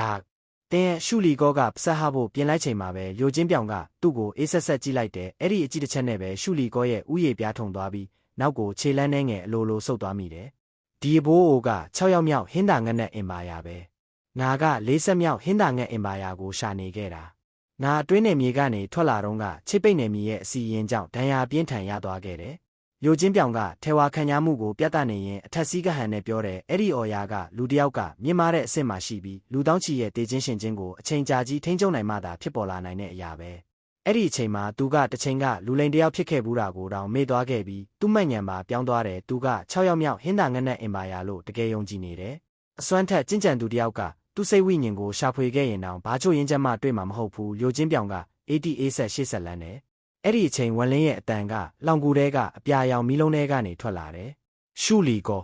6ယောက်မြောက်ဟင်းတာငတ်နဲ့အင်ပါယာစီမှာကောင်းကောင်းမွန်မွန်အမှုထမ်းပါမင်းတို့အမိန့်အားလုံးကိုနာခံရမယ်သူ့မိန့်ကိုမနာခံရင်ငါမင်းရဲ့တရှိမှုကိုပယ်ဖျက်ပစ်မယ်ရှုလီကောရဲ့ခနာကိုယ်တုံသွားတယ်သူအလင်းမြန်ခေါင်းညိတ်ပြီးယိုချင်းပြောင်နောက်လိုက်သွားတယ်လောင်ကူဘောကအတားစီးတွေကသူ့ဟာသူပွင့်သွားပြီးသူတို့နှစ်ယောက်ကိုထွက်သွားခွင့်ပြုတယ်ယိုချင်းပြောင်မှလွဲရင်ဒီတလမှာဝန်လင်းကသူ့အပေါ်ဘာကြံထားခဲ့လဲဆိုတာကိုဘယ်သူမှသိနိုင်မှာမဟုတ်ဘူးယိုချင်းပြောင်နဲ့ရှုလီကောထွက်သွားပြီးနောက်မီးလုံးကတဖြည်းဖြည်းပျောက်ကွယ်သွားပြီးဝန်လင်းရဲ့ဗမျက်လုံးစီပြန်ရောက်လာတယ်သူနေရာမှာတည်ငြိမ်စွာထိုင်နေတဲ့မျက်လုံးထဲမှာညံလင်းတစ်ခုဖြတ်ခနဲပေါ်လာတယ်ဒုတိယမြောက်တီကြီးကိုနေရာချလိုက်ပြီးမီးစာကလေးကလည်းငါ့ကိုစိတ်မပြတ်စေနဲ့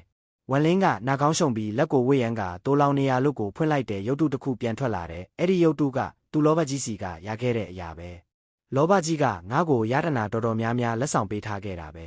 ဲဒီရတနာတွေပေါ်မှာငါနဲ့ဖျားအာယုံကိုခတ်နှိပ်ပြီးသူတို့ရဲ့စွမ်းအားကိုတိအောင်လုပ်ဖို့ပဲလိုတယ်ဒါဆိုရင်ဒီရတနာတွေရဲ့ခွန်အားအပြည့်အဝကိုတိုက်ပွဲမှာအသုံးပြုထုတ်ဖော်နိုင်မယ် ဒီရုပ်တုကသူ့ရဲ့အစွမ်းထက်ဆုံးရတနာဆိုတာသိတာတယ်မဟုတ်ရင်သူကဒါကိုနောက်ဆုံးမှထုတ်မှာမဟုတ်ဘူးဝမ်လင်းရဲ့မျက်လုံးဖြတ်ခနဲဖြစ်သွားတယ်ဝမ်လင်းကလောဘကြီးရဲ့မှတ်ဉဏ်တွေကိုရှာဖွေပြီးနောက်သူပြောခဲ့သမျှအများစုကအမှန်ဖြစ်ကြောင်းသိခဲ့တယ်လောဘကြီးရဲ့မှတ်ဉဏ်တွေကအရေးကြီးတဲ့အချက်နှစ်ချက်ကိုလည်းသိခဲ့သေးတယ်ပထမအချက်ကအလုံးစုံကောင်းကင်နဲ့ပေါ်ထွက်လာခဲ့ရဲ့ဝဲကားရောရဲ့နေရာပဲဒုတိယအချက်ကလောဘကြီးရှေးဟောင်းအုပ်ကူကနေထွက်လာပြီးနောက်ပေါ်ထွက်လာခဲ့ရဲ့နေရာပဲဒီနှစ်ချက်လုံးကငါအတွက်အသုံးဝင်တယ်ဒီရှေးဟောင်းကျဲဖွဲ့စည်းရဲမှာအဲ့ဒီနေရာကိုရှာတင်တယ်ငါအတွက်အကျိုးမြတ်တချို့တောင်ရှာတွေ့နိုင်တယ်အုပ်ကူကတော့ကောလာဟာလာတဲ့ကရှေးမိန်အုပ်ကူဖြစ်ဖို့များတယ်ဝမ်လင်းရဲ့အကြည့်ကရုပ်တုစီရောက်သွားရင်စဉ်းစားနေတယ်ဒီရုပ်တုကဘသူလဲဘာကြောင့်အဲ့ဒီအုပ်ကူထဲမှာပေါ်လာခဲ့တာလဲဝမ်လင်းကအချိန်တန်ကြာစဉ်းစားနေတယ်ပြီးတော့သူ့နဲ့ဖျားအာယုံကိုရုပ်တုစီဖြန့်ကျက်လိုက်တယ်ဒါပေမဲ့သူ့နဲ့ဖျားအာယုံကရုပ်တုနဲ့ထီတော့မဲ့အခါသူ့မျက်လုံးဖြတ်ခနဲဖြစ်သွားတယ်သူမကဒီရုပ်တုကိုတိလောက်မလားဝမ်လင်းရဲ့မျက်လုံးတလက်လက်ဖြစ်သွားပြီးညာလက်ကိုဝေ့ရန်ကတိုးလောင်နေရလို့ကိုထပ်ဖွင့်လိုက်တယ်ဝမ်လင်းကအဲ့ဒီဟင်းလင်းပြင်အဟကိုလူတယောက်အတွက်ဖွင့်လိုက်တာပဲ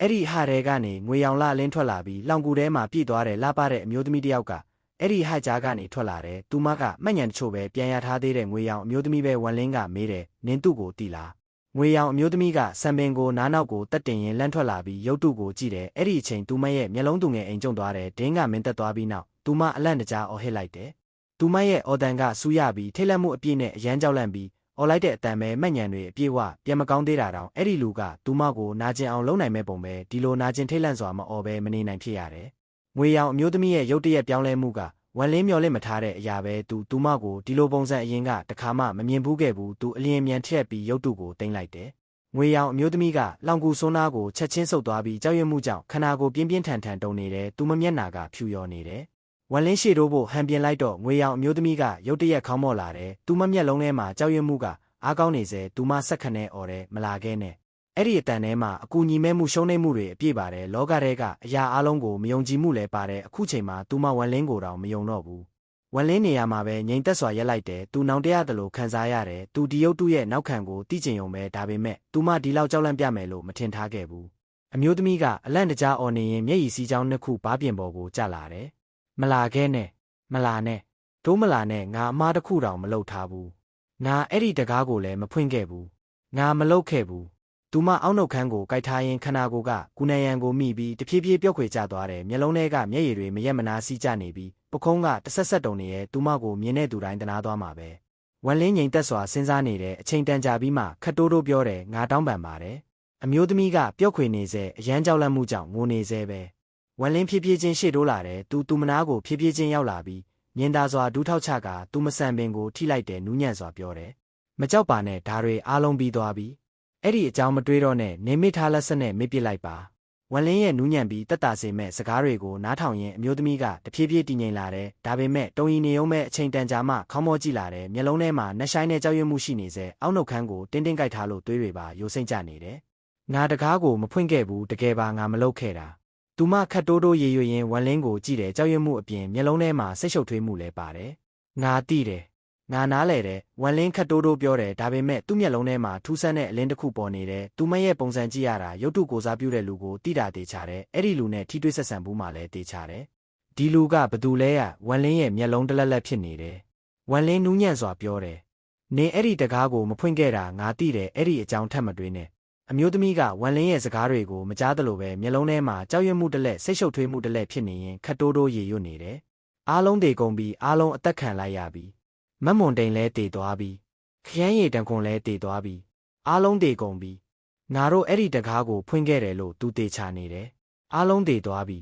ငါလဲတေသွားပြီဝမ်လင်းအနှဲငယ်စဉ်းစားပြီးတုံရီနေရဲ့အမျိုးသမီးကိုကြည့်တယ်အချိန်တန်ကြာတွေးပြီးမှရုတ်တရက်မေးတယ်သူကဘသူလဲသူကငွေရောင်အမျိုးသမီးတုံသွားတယ်မျက်လုံးထဲကကြောက်ရွံ့မှုပိုတိုးလာတယ်တစ်ချိန်တည်းမှာအမူအရာပါရှုံ့လို့သွားတယ်ပြင်းထန်တဲ့နာကျင်မှုကသူမကိုခြုံလွှမ်းနေတယ်လို့ပဲအဲ့ဒီပြင်းထန်တဲ့နာကျင်မှုအောက်မှာသူမနောက်တစ်ကြိမ်စူးစူးဝါးဝါအော်လိုက်ပြန်တယ်အဲ့ဒီလူနဲ့ပတ်သက်တဲ့အရာအလုံးကိုမတွေးကျင်မမှတ်မိကျင်တယ်လို့ပဲအဲ့ဒီပြင်းထန်တဲ့နာကျင်မှုအောက်မှာသူမမျက်နှာပေါ်မှာအစိမ်းရောင်အခိုးငွေတစ်ခုပေါ်လာတယ်အနက်စရာအမတ်သားတစ်ခုကသူမမျက်နှာတစ်ခုလုံးကိုဖုံးသွားတယ်မူလကလှပတဲ့အမျိုးသမီးကရုတ်တရက်နှဆိုးတယောက်လိုဖြစ်သွားတယ်သူမရုတ်တရက်ခေါင်းမော့လိုက်တယ်မျက်လုံးထဲကကြောက်ရွံ့မှုနဲ့ရှုပ်ထွေးမှုတွေလွင့်ပြောက်သွားတယ်အဲ့ဒီအစားစိတ်ပြတ်မှုနဲ့တေခြင်းတွေဝင်လာတယ်အဲ့ဒီအချိန်သူမခန္ဓာကိုယ်ကမုန်တိုင်းတစ်ခုလိုပြင်းထန်တဲ့အားတစ်ခုပေါက်ကွဲထွက်လာတယ်ဝမ်လင်းရဲ့စိတ်တုံရင်မိတယ်သူချက်ချင်းအားကောင်းတဲ့အနေရဲ့အာယုံကိုခံစားလိုက်ရတယ် သူနောက်ဆုတ်ဖို့တုံနေမနေပဲဆုတ်လိုက်တယ်နောက်ဆုတ်ရင်အမျိုးသမီးကလက်မြောက်ပြီးဝမ်လင်းကိုကြမ်းတမ်းစွာရိုက်ချလာတယ်အဲ့ဒီလက်ဝါးရိုက်ချက်ကမူလစွမ်းအင်ဘာမှမသုံးထားဘူးဒါပေမဲ့ဒီရိုက်ချက်ကကြင်ကြံချင်းကြိုတစ်ခုလုံးကိုတုံရင်သွားစေတယ်မူလကကျဲလင်တောက်နေတဲ့ကောင်းကင်ကချက်ချင်းမင်းရောင်လိုနှက်မောင်သွားတယ်အဲ့ဒီအမောင်ထုကနေမင်းလင်းကိုပါပိတ်စီးသွားတယ်အဲ့ဒီအခါကြောတစ်ခုလုံးမောက်မိုက်သွားတယ်အမောင်ထဲမှာတုံဟဲတံပဲ့တင်ထက်တယ်ဒါကမိုးကြိုးတံမဟုတ်ပေမဲ့မိုးကြိုးတန်ထက်အဆများစွာပိုပြင်းထန်တဲ့အဲ့ဒီအတန်ကြောင့်အေယာမအကြောင်းတစ်ခုကောင်းကင်မှာပွင့်သွားတယ်။အဲ့ဒီအကြောင်းဟာကပုံမှန်ဟင်းလင်းပြင်အကြောင်းတွေနဲ့မတူဘူးပိုနဲ့ဆိုင်တယ်အဲ့ဒီအဟရဲ့အနက်ကရှင်းပြလို့မရတဲ့အရာတစ်ခုလိုပဲဒီအကြောင်းဟာကဒီကျဲဖွဲ့စည်းရဲကစမ်းကြယ်နေတဲ့ဟင်းလင်းပြင်အတွင်းနဲ့ပိုင်းစီဥတည်နေတယ်လို့ပဲအဲ့ဒီအဟပေါ်လာတာနဲ့အစိမ်းရောင်အခိုးငွေကထိုးထွက်လာပြီးဝမ်လင်းရဲ့လောင်ကူစီဥတည်လာတဲ့အတားအဆီးတွေတောင်ဒီအစိမ်းရောင်အခိုးငွေကို14မှမတားနိုင်ဘူးဒါကဖြတ်တန်းဝင်လာပြီးအမျိုးသမီးရဲ့ညာလက်ဝါးမှာလှည့်ပတ်တယ်ဒီဖြစ်ရက်တွေကဖြင်းနေတယ်လို့ထင်ရပေမဲ့ချက်ချင်းလိုဖြစ်ပွားလာတာပဲအမျိုးသမီးလက်မြောက်လိုက်တာနဲ့အစိမ်းရောင်အခိုးငွေတွေရောက်လာတယ်လို့ပဲဒါကစိတ်ဝိညာဉ်စွမ်းအင်မဟုတ်ဘူးကောင်းကင်ဘုံစိတ်ဝိညာဉ်စွမ်းအင်မူလစွမ်းအင်ရှေးဟောင်းနဲ့ဆိုးစွမ်းအင်ရှေးဟောင်းမိစ္ဆာစွမ်းအင်ရှေးဟောင်းနဲ့ဖျားစွမ်းအင်လည်းမဟုတ်ဘူးဝမ်လင်းနောက်ဆုတ်နေရင်မျက်လုံးသူငယ်အိမ်ကျုံသွားတယ်အမျိုးသမီးရဲ့ညာလက်ရုတ်တရက်ဆင်းလာတယ်အစိမ်းရောင်အခိုးငွေတွေရုတ်တရက်စုဝေးပြီးအစိမ်းရောင်လက်ဝါးပုံဖြစ်လာကဝမ်လင်းနောက်လိုက်လာတယ်မျက်စိတမိတ်အတွင်းအဲ့ဒီလက်ဝါးနီးလာတယ်ဝမ်လင်းညာလက်နဲ့ချိတ်ဟန်တစ်ခုဖြစ်စေတယ်ခနာကိုယ်ရဲ့ကမူလစွမ်းအင်တွေမြင့်တက်လာပြီးဝဲကတော့တစ်ခုဖြစ်လာကအဲ့ဒီလက်ဝါးနဲ့ထိတ်တိုက်တွေ့တယ်ကျဲလောင်စွာမြည်ဟင်းပေါက်ကွဲတံဖြစ်လာပြီးဝဲကတော့ချက်ချင်းပျက်စီးသွားတယ်လက်ဝါးကတော့လုံးဝမထိခိုက်ပဲထွင်းဖောက်လာတယ်ဝမ်လင်းနောက်ဆုတ်နေစေပဲသူဝဲကတော့ပျက်စီးမှုကိုအသုံးချပြီးလောင်ကူတဲကထွက်လိုက်တဲ့ညာမျက်လုံးထဲမှာမိုးကြိုးလင်းလက်ပြီးထိုးထွက်လာကအေယာမမိုးကြိုးမှတ်သားဖြစ်လာတယ်မိုးကြိုးစီနှစ်ကိုကျန်တဲ့မိုးကြိုးကိုမျိုးကလှည့်ပတ်နေရင်မိုးကြိုးမှတ်သားကကောင်းကင်တစီတုံဟဲမှုပေးပြီးအဲ့ဒီလက်ဝါးကိုပိတ်ဆို့တယ်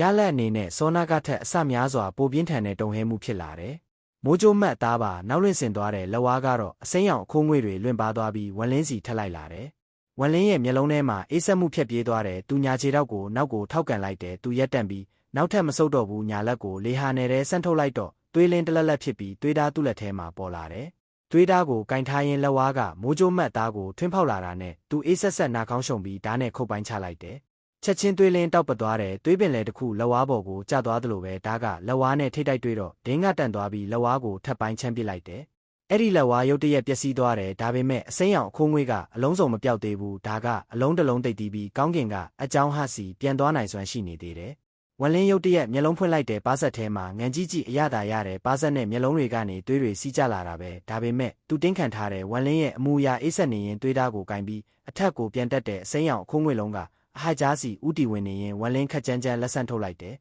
ပြန်ဆင်းလာဆန်းလောကတုံရင်သွားပြီးအေယာမပုံရိပ်ရောင်လက်ဝါးရာတစ်ခုပေါ်လာကအစိမ်းရောင်အခိုးငွေ့လုံးကိုဖမ်းဆုပ်တယ်အစိမ်းရောင်အခိုးငွေ့ကဝမ်လင်းရဲ့ဖမ်းယူမှုကိုခံလိုက်ရတဲ့အချိန်မှာပဲကောင်းကင်ကအကြောင်းဟာချက်ချင်းပိတ်သွားပြီးပျောက်ကွယ်သွားတဲ့အဲ့ဒီအခါအမောင်ထုလည်းကွယ်သွားပြီးအလင်းကမြေကဘာစီပြန်ရောက်လာတယ်ဝမ်လင်းရဲ့အမူအရာသုံးပုံနေတဲ့သူအစိမ်းရောင်အခိုးငွေ့လုံးကိုကင်ပြီးလောင်ကူထဲပြန်ပေါ်လာတယ်သူမြင်လိုက်ရတာကြောင့်မျက်မှောင်ကျုပ်သွားတယ်ငွေရောင်အမျိုးသမီးတတိမိနေပြီးမျက်နာကဖြူဖက်ဖြူရောဖြစ်နေတယ်ခနာကိုယ်ကမတိစိတ်ကြောင့်တုံရီနေပြီးခတ်တိုးတိုးရေရွတ်နေစေပဲဒါကငါမဟုတ်ဘူးငါတကားကိုဖွင့်ခဲ့တာမဟုတ်ဘူးငါမဟုတ်ဘူးသုံးပုံစွာနဲ့ဝမ်လင်းသူမဘေးနာကိုရောက်လာတယ်ဘလက်နဲ့အတားအဆီးတွေချစ်စေပြီးသူမပေါ်ကိုကြာရောက်စေတယ်ဒါတွေလုပ်ပြီးမှလည်းဝမ်လင်းလက်ထဲကအစိမ်းရောင်အခိုးငွေ့ကိုကြည့်ရင်မျက်မှောင်ကျုံနေစေပဲဒါကမူလစွမ်းအင်မဟုတ်တဲ့ပြင်ပကတခြားစွမ်းအားတစ်ခုပဲဒါကအပူဇော်ခံပြီးတော့ဒါမှမဟုတ်အနှစ်သာရစွမ်းအားလည်းမဟုတ်ဘူးဒါပေမဲ့ဒီစွမ်းအားကအနှစ်သာရစွမ်းအားနဲ့တော်တော်ဆင်တယ်ဒါပါများလဲဒီရုပ်တုနဲ့ဒီစိမ်းရောင်အခိုးငွေ့စွမ်းအားကဘလို့ပတ်သက်နေတာလဲဒီငွေရောင်အမျိုးသမီးမှာရှို့ဝှက်ချက်တွေအများကြီးရှိနေတယ်သူမရဲ့နောက်ခံပုံရိပ်ကဘာများလ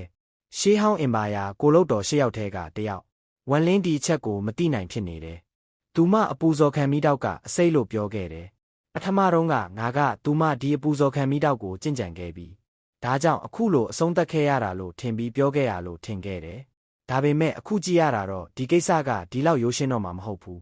သူမအပူဇော်ခံမိတော့ကိုမကြင့်ကြံခင်ကတည်းကဒီအပူဇော်ခံမိတော့ကအစိတ်ဆိုတာကိုကြိုသိနေခဲ့တာများလားဝမ်လင်းရဲ့မျက်လုံးထဲမှာအေးဆက်မှုဖြက်ပြေးသွားတယ်သူအတိစိတ်လွတ်မစ်နေတဲ့အမျိုးသမီးကိုစိုက်ကြည့်နေတဲ့အချိန်တန်ကြာပြီးမှလက်ကိုပစ်မြောက်ပြီးသူမနာဘူးပေါ်ဖိနှိပ်ချလိုက်တယ်သူမအပေါ်မှာအခုထိမတုံးရသေးတဲ့စိတ်ဝိညာဉ်ရှာဖွေမှုကိုတုံးလိုက်တာပဲငါတို့ကြားမှာအမုန်းတရားဘာမှမရှိဘူးငါနင့်ကိုထိခိုက်စေဖို့မရည်ရွယ်ပါဘူးဒါပေမဲ့နင့်မှာငါအတွက်အရေးကြီးတဲ့ရှို့ဝှက်ချက်တွေများလွန်းနေတယ်ငါကြင်ကြံမှုအစစ်နဲ့ဆိုငါတေချာဂယူးဆိုင်ရင်စိတ်ဝိညာဉ်ရှာဖွေနေတော့နင့်စိတ်ကိုထိခိုက်ဒဏ်ရာရစေမှာမဟုတ်ဘူးဝမ်လင်းမျက်လုံးမိတ်လိုက်တဲ့ညာလက်ကနေသူ့နှက်ဖျားအာယုံကသူမနာဘူးထံဝင်သွားတယ်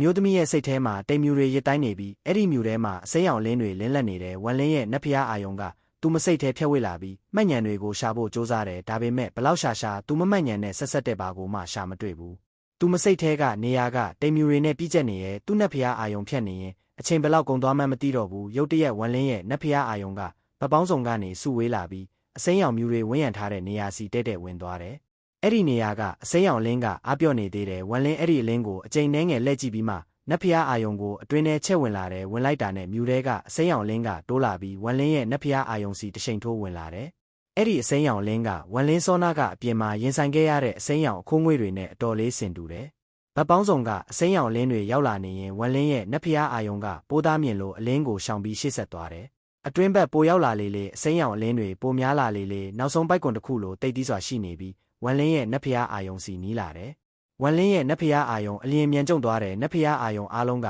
အတဆင်းလိုတိတ်တီးသွားတယ်အစိမ်းရောင်အလင်းနီးလာတော့သူ့နတ်ဖျားအာယုံကထိုးထွက်ပြီးအလင်းနဲ့ထိတ်တိုက်တွေ့တယ်တုံဟဲတန်တွေမြည်ဟိန်းသွားတဲ့လောင်ကူထဲမှာတော့ဝမ်လင်းလက်ကိုငွေရောင်အမျိုးသမီးရဲ့နဖူးပေါ်တင်ထားဆဲပဲသူမျက်လုံးမိတ်ထားပြီးမျက်နာကဖြူရောနေရဲ့ပါးစပ်ထောင်းကသွေးတွေစီးကျနေရဲ့မဲ့မျက်လုံးမိတ်ထားဆဲပဲအမျိုးသမီးရဲ့စိတ်ထဲမှာတော့ဝမ်လင်းရဲ့နတ်ဖျားအာယုံအများစုကအစိမ်းရောင်လင်းကိုချိုးဖျက်ချိန်လွင့်ပြောက်သွားပြီးကြံတဲ့နတ်ဖျားအာယုံကတိမ်မြူထူတဲ့နေရာရဲ့အတွင်းနဲ့ပိုင်းစီတိုးဝင်သွားတယ်အလင်းတွေပိုများလာတယ်ဒါပေမဲ့ဝမ်လင်းရဲ့နတ်ဖျားအာယုံကကွေ့ပတ်ပြီးနောက်ဆုံးအစိမ်းရောင်မြူထုရဲ့အနက်ရှိုင်းဆုံးအပိုင်းထိရောက်သွားတယ်ဝမ်လင်းအဲ့ဒီအတွင်းနဲ့ပိုင်းနဲ့ဝင်လိုက်တာနဲ့သူ့နတ်ဖျားအာယုံတုံရင်သွားတယ်သူဘယ်တော့မှမေ့ပစ်လို့မရနိုင်တဲ့တခုခုကိုတုံလို့စွာတွေးလိုက်ရတယ်အစိမ်းရောင်မြူတဲ့အနက်ရှိုင်းဆုံးအပိုင်းမှာလူတစ်ယောက်ထိုင်နေတယ်အဲ့ဒီလူကခုနှစ်ရောင်စုံဝေယုံဝတ်ထားတဲ့တက်လက်ပိုင်းအမျိုးသားတစ်ယောက်လို့ထင်ရတယ်သူအဲ့ဒီနေရာမှာထိုင်နေရင်ခုနှစ်ရောင်စုံအလင်းကိုထုတ်ပေးနေရဲ့သူကမူလစိတ်ဝိညာဉ်ဒါမှမဟုတ်အစစ်အမှန်ခန္ဓာကိုယ်မဟုတ်ပဲချိတ်တစိတ်တစ်ခုကြောင့်ဖြစ်ပေါ်နေတာပဲလောင်ကူထဲမှာတော့ဝမ်လင်းရုပ်တရက်မျက်လုံးဖွင့်လိုက်ပြီးတုံလုံးမှုကြီးကြီးမားမားခံစားလိုက်ရတယ်သူညာလက်ကိုသူမနာဘူးကနေဖယ်လိုက်တယ်သူမမှတ်ဉဏ်ကိုရှာမတွေ့ခဲ့ပေမဲ့တီးလိုက်ရတာကအတော်ကြီးမားတယ်ဒီမျိုးသမီးရဲ့စိတ်ထဲကပုံရိပ်ကဒီရုပ်တုနဲ့ချွတ်ဆွတ်တူတာပဲဝမ်လင်းငြိမ်သက်စွာစဉ်းစားနေရဲ့ခုနှစ်ရောင်စုံအလင်းကိုထပ်တွေ့ရပြန်ပြီးသူအဲ့ဒီပုံရိပ်ကိုတွေ့ပြီးပထမဆုံးတွေးမိတာကအုပ်ဆိုးသူပဲဒါပေမဲ့ချက်ချင်းအဲ့ဒီအတွေးကိုပယ်လိုက်တယ်အုပ်ဆိုးသူကတမာပေမဲ့ဝမ်လင်းကိုရုပ်တုတရုပ်နဲ့ထိတ်လန့်အောင်လုပ်နိုင်တဲ့အထိတမာမှမဟုတ်ဘူးဝမ်လင်းအရင်ကတတိယအဆင့်ကျင့်ကြံသူတွေကိုမြင်ဘူးတယ်တာအိုသခင်အိမ်မက်ပြရဲ့ကျင့်ကြံမှုအဆင့်ကအုပ်ဆိုးသူနဲ့တော်တော်နီးစပ်တယ်ဒါကြောင့်ဒီရုပ်တုနဲ့သူတို့ကြားကကွာဟမှုကိုဝမ်လင်းအလွယ်ပြောနိုင်တယ်ခုနှစ်ရောင်စုံငါကျင့်ကြံခြင်းတက်တန်းထဲမှာဒီခုနှစ်ရောင်စုံနဲ့အကျိန်များစွာတွေ့ခဲ့ရတယ်ရှေ့ဖြစ်ဟောသူကလည်းခုနှစ်ရောင်စုံကိုသဘောကျတယ်အုပ်ဆိုးသူမှလည်းခုနှစ်ရောင်စုံပိုင်ဆိုင်ထားတယ်ဒါအပြင်ခုနှစ်ရောင်စုံမနံတွေလည်းရှိတယ်တာအိုတတိရှိတဲ့ခုနှစ်ရောင်စုံနယ်မြေလည်းကြံသေးတယ်ဒါအပြင်ခုနှစ်ရောင်စုံနတ်ဖျားလေးဟာနဲ့လက်သေးလည်းရှိသေးတယ်ဝမ်လင်းခုနှစ်ရောင်စုံအလင်းတွေထဲမှာကွယ်ဝတ်နေရဲ့မဟာရှိုးဝက်ချက်တစ်ခုရှိတယ်လို့ခံစားမိတယ်အစိမ်းရောင်အခိုးငွေ့နဲ့အစိမ်းရောင်အလင်းကကောဒီຢာတွေကခုနှစ်ရောင်စုံရဲ့အစိတ်ပိုင်းဖြစ်နိုင်မလားဝမ်လင်းမျက်မှောင်ကျုပ်သွားတဲ့အချိန်တန်ကြာပြီးမှတက်ပြင်းချလိုက်တယ်သူအင်ဂျီလက်အိုးကိုဝေ့ရမ်းပြီးငွေရောင်မျိုးသမီးကိုတိုးလောင်နေရလွတ်ထဲပြန်သိမ်းလိုက်တယ်ဒီကိစ္စကငါအတွက်မြန်မမိနိုင်လောက်အောင်နည်းနည်းစမ်းကြယ်လုံးတယ်အခုချိန်တာကိုစဉ်းစားတာဘာကြိုးမှမရဘူးငါလောဘကြီးရဲ့ယတနာတွေကိုတန့်စင်မွမ်းမံပြီးမိစာကလေးကလန်ရဲ့အစီနှစ်ကိုရအောင်လုပ်ရမယ်ဝမ်လင်းအနှဲငယ်စဉ်းစားပြီးရုပ်တုအကြောင်းကိုဆက်မတွေးတော့ဘူးအစားလောဘကြီးရဲ့ယတနာတွေကိုတန့်စင်မွမ်းမံဖို့နဲ့လေးလာဖို့ထုတ်ယူလိုက်တယ်ဗလာတလင်းသား69ချောင်းလောဘကြီးကဒါကိုရှေးဟောင်းနဲ့ဆိုရဲ့ဥကောင်းရှိတဲ့ကြောက်တုံကြီးပေါ်ကနေရခဲ့တယ်လို့ပြောတယ်သူ့မှတ်ဉဏ်ထဲမှာဒီဥကောင်းရဲ့မျက်လုံးထဲမှာကျယ်ရီမရှိဘူးဒါ69ချောင်းကသွေးစွန်းရင်ဓာစီရင်တစ်ခုဖြစ်လာနိုင်တယ်ဝမ်လင်းညာလက်ကိုဝေ့ရန်လိုက်တော့ဒါအလုံးသူ့ကိုချက်ချင်းဝန်းရံသွားပြီးတလက်ချင်းစီကပြင်းထန်တဲ့အေးစွမ်းအင်ကိုထုတ်ပေးနေတယ်ဝမ်လင်းရဲ့မျက်လုံးလက်ခနဲဖြစ်သွားတယ်သူ့နတ်ဖျားအာယုံခြုံလွှမ်းလာတယ်ဓာတလက်ချင်းစီကိုတေချာဆန်းစစ်တယ်ဒီဓာတွေကတကယ်ရှေးဟောင်းနဲ့ဆိုရဲ့ယတနာပဲဒီဓာထဲမှာအားကောင်းတဲ့ဓာစွမ်းအင်ပါတယ်ဒါကငါလက်ထဲမှာစွမ်းအားကုန်မချနိုင်လောက်ဘူးဒါပေမဲ့ငါဒုတိယကိုပွားပြီးပြည့်စုံသွားရင်ငါရှေးဟောင်းနဲ့ဆိုတယောက်ဖြစ်ဒီဓာကိုသုံးလိုက်ရင်ဓာရဲ့အစွမ်းကလုံးဝတာမန်မဖြစ်နိုင်တော့ဘူးဒီယတနာကိုငါသိမ်းထားတင်လားဒါမှမဟုတ်တန့်စင်မွမ်းမံတင်လားဝမ်လင်းအနှဲငယ်စဉ်းစားပြီးညာလက်ကိုဝေ့ရမ်းတယ်သူ့နတ်ဖျားအာယုံအမတ်အသားကိုခြံထားပြီးဓာတွေပေါ်မှာအတားအဆီးတွေနေရာချတယ်ပြီးတော့တိုးလောင်နေရာလွတ်ထဲသိမ်းလိုက်တယ်ငါဒီဓာတွေကိုတန့်စင်မွမ်းမံခဲ့ရင်အတွင်းကနဆိုးစွမ်းအင်ကအလာကားဖြစ်သွားလိမ့်မယ်ငါအတွင်းနယ်မြေကိုပြန်ရောက်နိုင်တာနဲ့ငါဒုတိယကိုပွားကဒါကိုစုပ်ယူနိုင်လိမ့်မယ်ကံမကောင်းတာကငါဒုတိယကိုပွားနဲ့ချိတ်ဆက်မှုကချိတ်ပိတ်နယ်မြေအစီရင်ရဲ့ပိတ်ဆို့မှုခံထားရတယ်မဟုတ်ရင်ငါဒါကိုအခုချက်ချင်းလွှဲပေးနိုင်မှာဒီနှစ်တွေမှာငါဒုတိယကိုပွားဘာလုပ်နေလဲဘလို့နေလဲငါမသိရဘူးဝမ်လင်းနောက်ထပ်အကာအကွယ်အယိုးကြောက်ပြားတွေထုတ်ယူလိုက်တယ် ကြောက်ပြားကိုခုကသူ့ကိုဝန်းရံထားပြီးဝန်လင်းနဲ့ရင်းနှီးတဲ့အော်ယာတစ်ခုပေးနေရဲ့ဒါကရှေးဟောင်းတဲ့ဖျားတွေရဲ့အော်ယာပဲသူညာလက်ကိုပင့်မြောက်ပြီးကြောက်ပြားတစ်ခုကိုထိလိုက်တဲ့လောဘကြီးရဲ့မှတ်ဉာဏ်ထဲမှာဒီကြောက်ပြားတွေကိုရှေးဟောင်းတဲ့ဖျားတစ်ပါးရဲ့ဥကောင်းရှိတဲ့ကြောက်တုံးကြီးကနေရခဲ့တယ်လို့ဆိုတယ်အဲ့ဒီရှေးဟောင်းတဲ့ဖျားကအတော်ငယ်ရဟန်ပေါ်ပြီးအရွယ်မရောက်သေးတယ်လို့ပဲသူ့မျက်လုံးထဲမှာဒေါသနဲ့စိတ်ရှုပ်ထွေးမှုတွေထာဝရကန့်ညှိနေတယ်လို့ပဲဒီကြောက်ပြားတွေကိုလှုပ်ထားတဲ့တတူဒါကငါရှေးဟောင်းတဲ့ဖျားကလန်ရဲ့အယိုးနဲ့လှုပ်ထားတာပဲဒါပေမဲ့အညိုးနဲ့မလှုပ်ထားဘူးတည်သွားတဲ့ဘိုးဘေးတယောက်ရဲ့အယိုးကနေလှုပ်ထားတာသူကကြံခဲ့တဲ့သူတွေကိုသူ့အယိုးနဲ့ယတနာတစ်ခုလှုပ်ဖို့စိတ်လိုလက်ရပေးခဲ့တာဖြစ်ရမယ်မဟုတ်ရင်ဒီကြောက်ပြားကနေအားကောင်းတဲ့မကြေမချမ်းမှုထွက်နေမှာအခုလောက်တည်ငြိမ်နေမှာမဟုတ်ဘူးလောဘကြီးကဒီယတနာကိုအကာအကွယ်ယတနာဖြစ်ပဲသုံးနိုင်တယ်သူကအတွင်းကရှေးဟောင်းတဲ့ဖျားမနန်ကိုအသက်သွင်းနိုင်စွမ်းရှိမှာမဟုတ်ဘူးဝန်လင်းညာလက်ကိုဝေယမ်းလိုက်တဲ့ကြောက်ပြားကိုခုစတောက်ပလာတဲ့အစွမ်းထက်ရှေးဟောင်းတဲ့ဖျားအော်ယာကကြောက်ပြားကိုခုကနေပေါက်ထွက်လာပြီးဝန်လင်းကိုလှည့်ပတ်တယ်နောက်ဆုံးကြောက်ပြားတွေကဝန်လင်းရဲ့ညာလက်ပတ်လည်မှာတိတ်တီးလာတဲ့ကြောက်ပြားကိုခုတစ်ခုတည်းပေါင်းစည်းသွားပြီးလက်အိတ်တစ်ခုဖြစ်လာတဲ့အဲ့ဒီလက်အိတ်ကမိခိုးဖြူရောင်ပဲဒါကသူ့လက်တီးပတ်ချလဲကိုထွေးပတ်သွားတဲ့အဲ့ဒီအခါဝန်လင်းရဲ့လက်တီးကနောက်ထပ်တစ်ဆကြီးသွားတဲ့လက်ချောင်းတွေပါထွေးကြုံပတ်ခံရတဲ့သူလက်တီးစုပ်လိုက်တော့အတန်တွေချစ်လာတယ်လက်အိတ်ပေါ်မှာထိခိုက်ပျက်စီးမှုတွေလည်းရှိတယ်လက်အိတ်ပေါ်ကဓားရတွေအဲ့ရတွေကငယ်ရွယ်ရဲ့ရှေးဟောင်းနဲ့ဖျားတိုက်ခဲ့တဲ့တိုက်ပွဲတွေကိုကိုစားပြုနေတယ်ဒီယတနာထဲမှာကွယ်ဝတ်နေတဲ့ရှေးဟောင်းနဲ့ဖျားမနန်တစ်ခုလည်းရှိတယ်အစိမ်းရောင်တိုင်းလိုမျိုးပ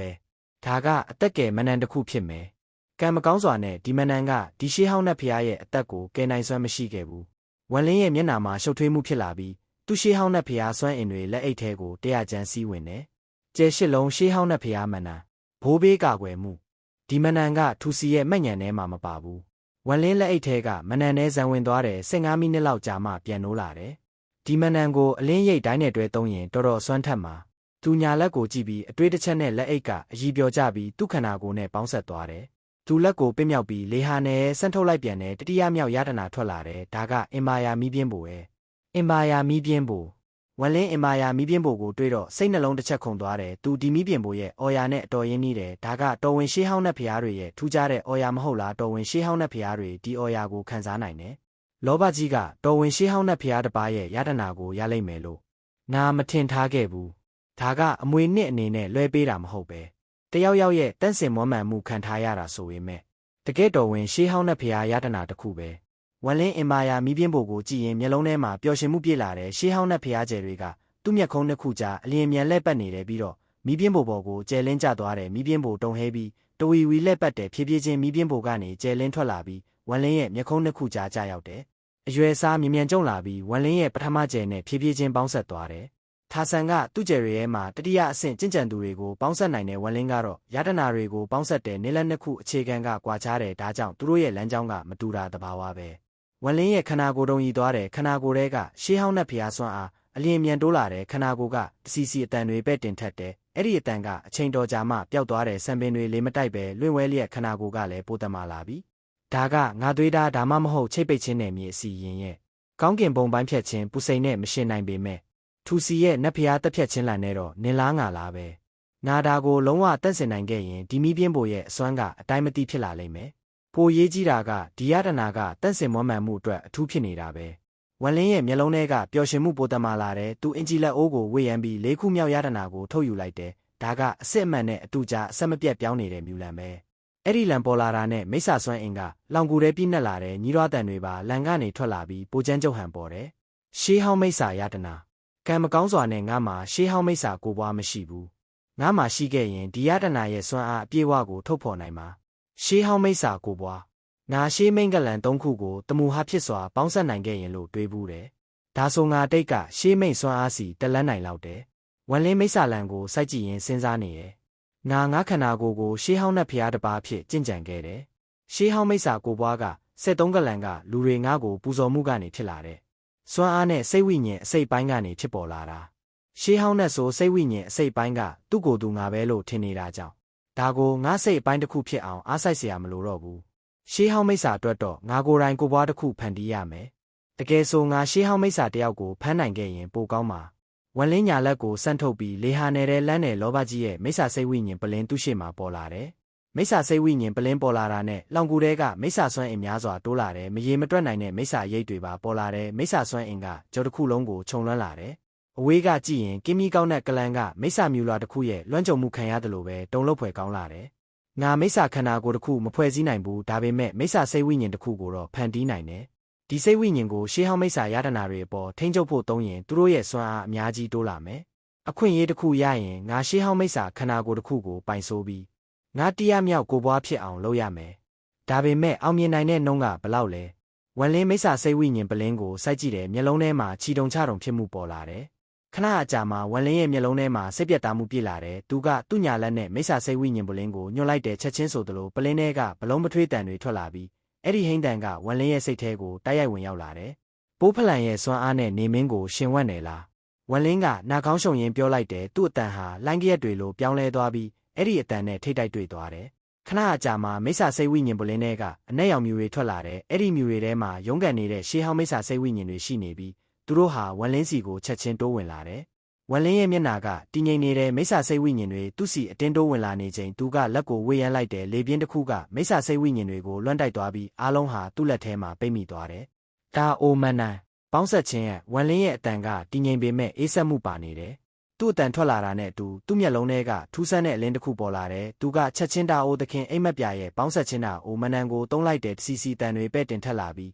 းမိစ္ဆာစိတ်ဝိညာဉ်တွေကညှဉ်းညူအော်ဟစ်ကုန်တယ်သူတို့လွတ်မြောက်ခြင်းပေမဲ့ဝန်လင်းရဲ့လက်ထဲကနေဘလို့လွတ်နိုင်မလဲဝန်လင်းကမျက်လုံးမိတ်ပြီးစိတ်ကိုစူးစိုက်လိုက်တယ်တာအိုမန်နန်ရဲ့တက်ရောက်မှုအောက်မှာမိစ္ဆာတွေဟာတဖြည်းဖြည်းပေါင်းစည်းသွားတဲ့အချိန်ကဖြည်းဖြည်းကုန်လာပြီးမျက်စိတမိတ်အတွင်း9 ရက်ကုန်သွားတယ်အဲ့ဒီ9 ရက်အတွင်းဝန်လင်းဟာတာအိုမန်နန်ကိုအဆက်မပြတ်သုံးနေရပြီးအနားမရခဲ့ဘူးအခုနေ့မှာမိစ္ဆာစိတ်ဝိညာဉ်တွေဟာအလုံးတစ်လုံးဖြစ်အောင်ပေါင်းဆက်သွားပြီးအဲ့ဒီအလုံးကတစေလင်းတစ်ခုကိုထုတ်ပေးတယ်အဲ့ဒီအလင်းကအားကောင်းလုံးလို့လောင်ကူတစ်ခုလုံးကိုလင်းထင်းသွားစေတယ်အလုံးထဲကပြင်းထန်တဲ့အော်တန်တစ်ခုထွက်လာတယ်တစ်ချိန်တည်းမှာပဲမိစ္ဆာစိတ်ဝိညာဉ်တွေပေါင်းစည်းရာကမြည်ဟဲတဲ့အော်တန်တစ်ခုပဲ့တင်ထက်လာတယ်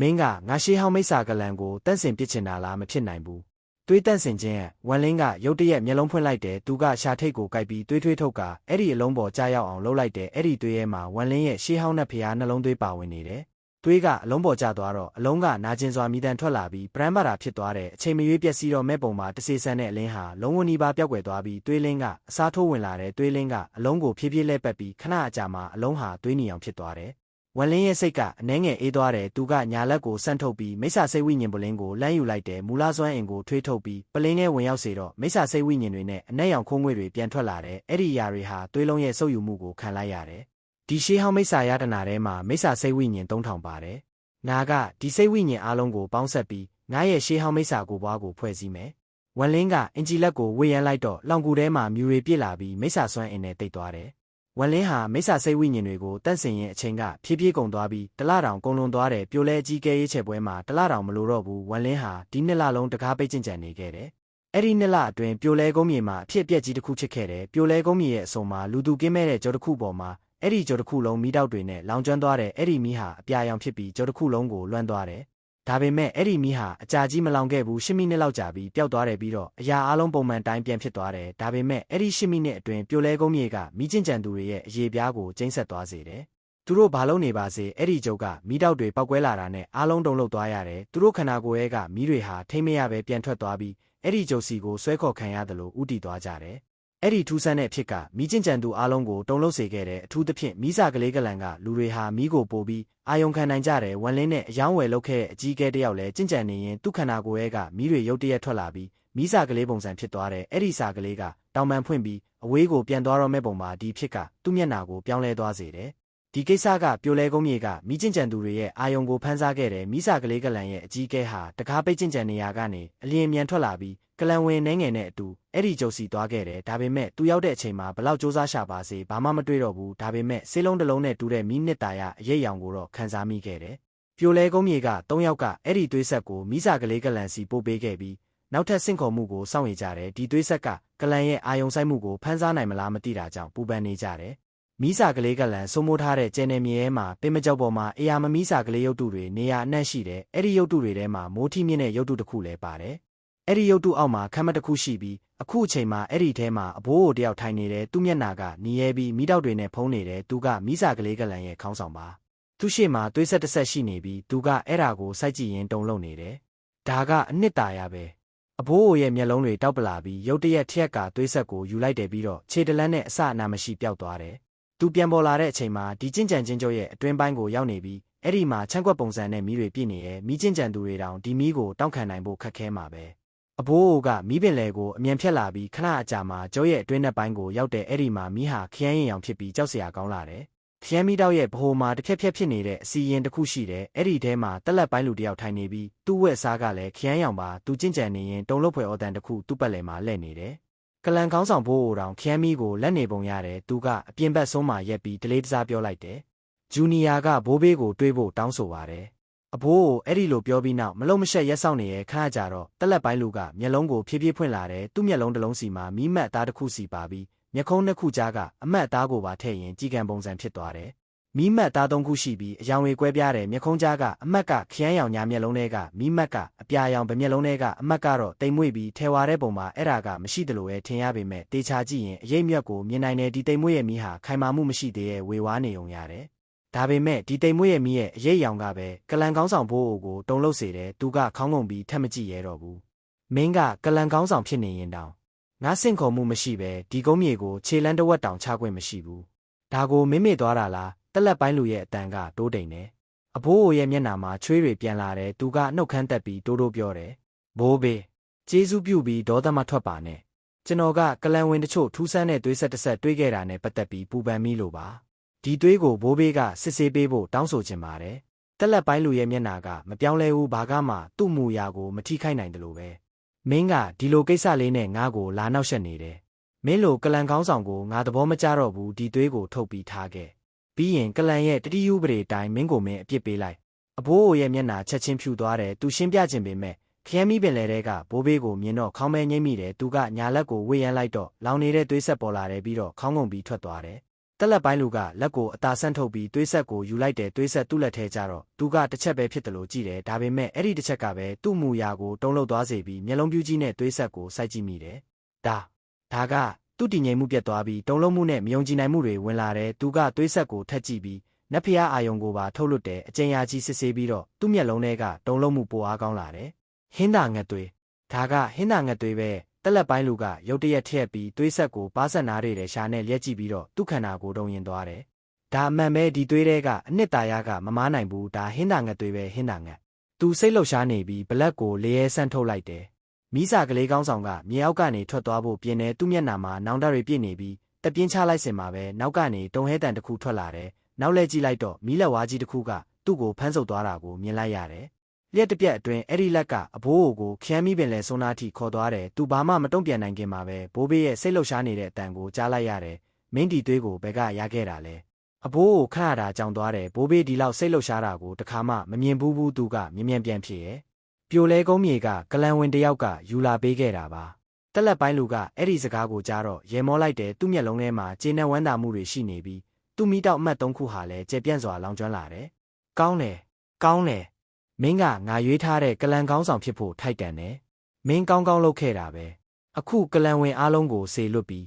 ဒီသွေးရဲ့ဇမြစ်ကိုပြိုလဲကုန်းမြေမှာသွားရှာတော့ဘလို့တန်မိုးပေးရပါစေရအောင်ရှာရမယ်မိစာကလေးကလန်ကောင်းဆောင်ကမြ мян ခေါင်းညိတ်ပြီးထွက်သွားဖို့ပြင်နေတက်လက်ပိုင်းလူရဲ့မျက်လုံးတွေတလက်လက်ဖြစ်နေပြီးစိတ်လှုပ်ရှားမှုကိုဖိနှိပ်ထားရတယ်သူကပြောတယ်ငါကပြိုလဲကုန်းမြေကိုသွားဖို့မသင့်တော့ဘူးဒါကြောင့်ငါပြင်ကနေမင်းတို့ကိုစောင့်ရင်မယ်ဒါအပြင်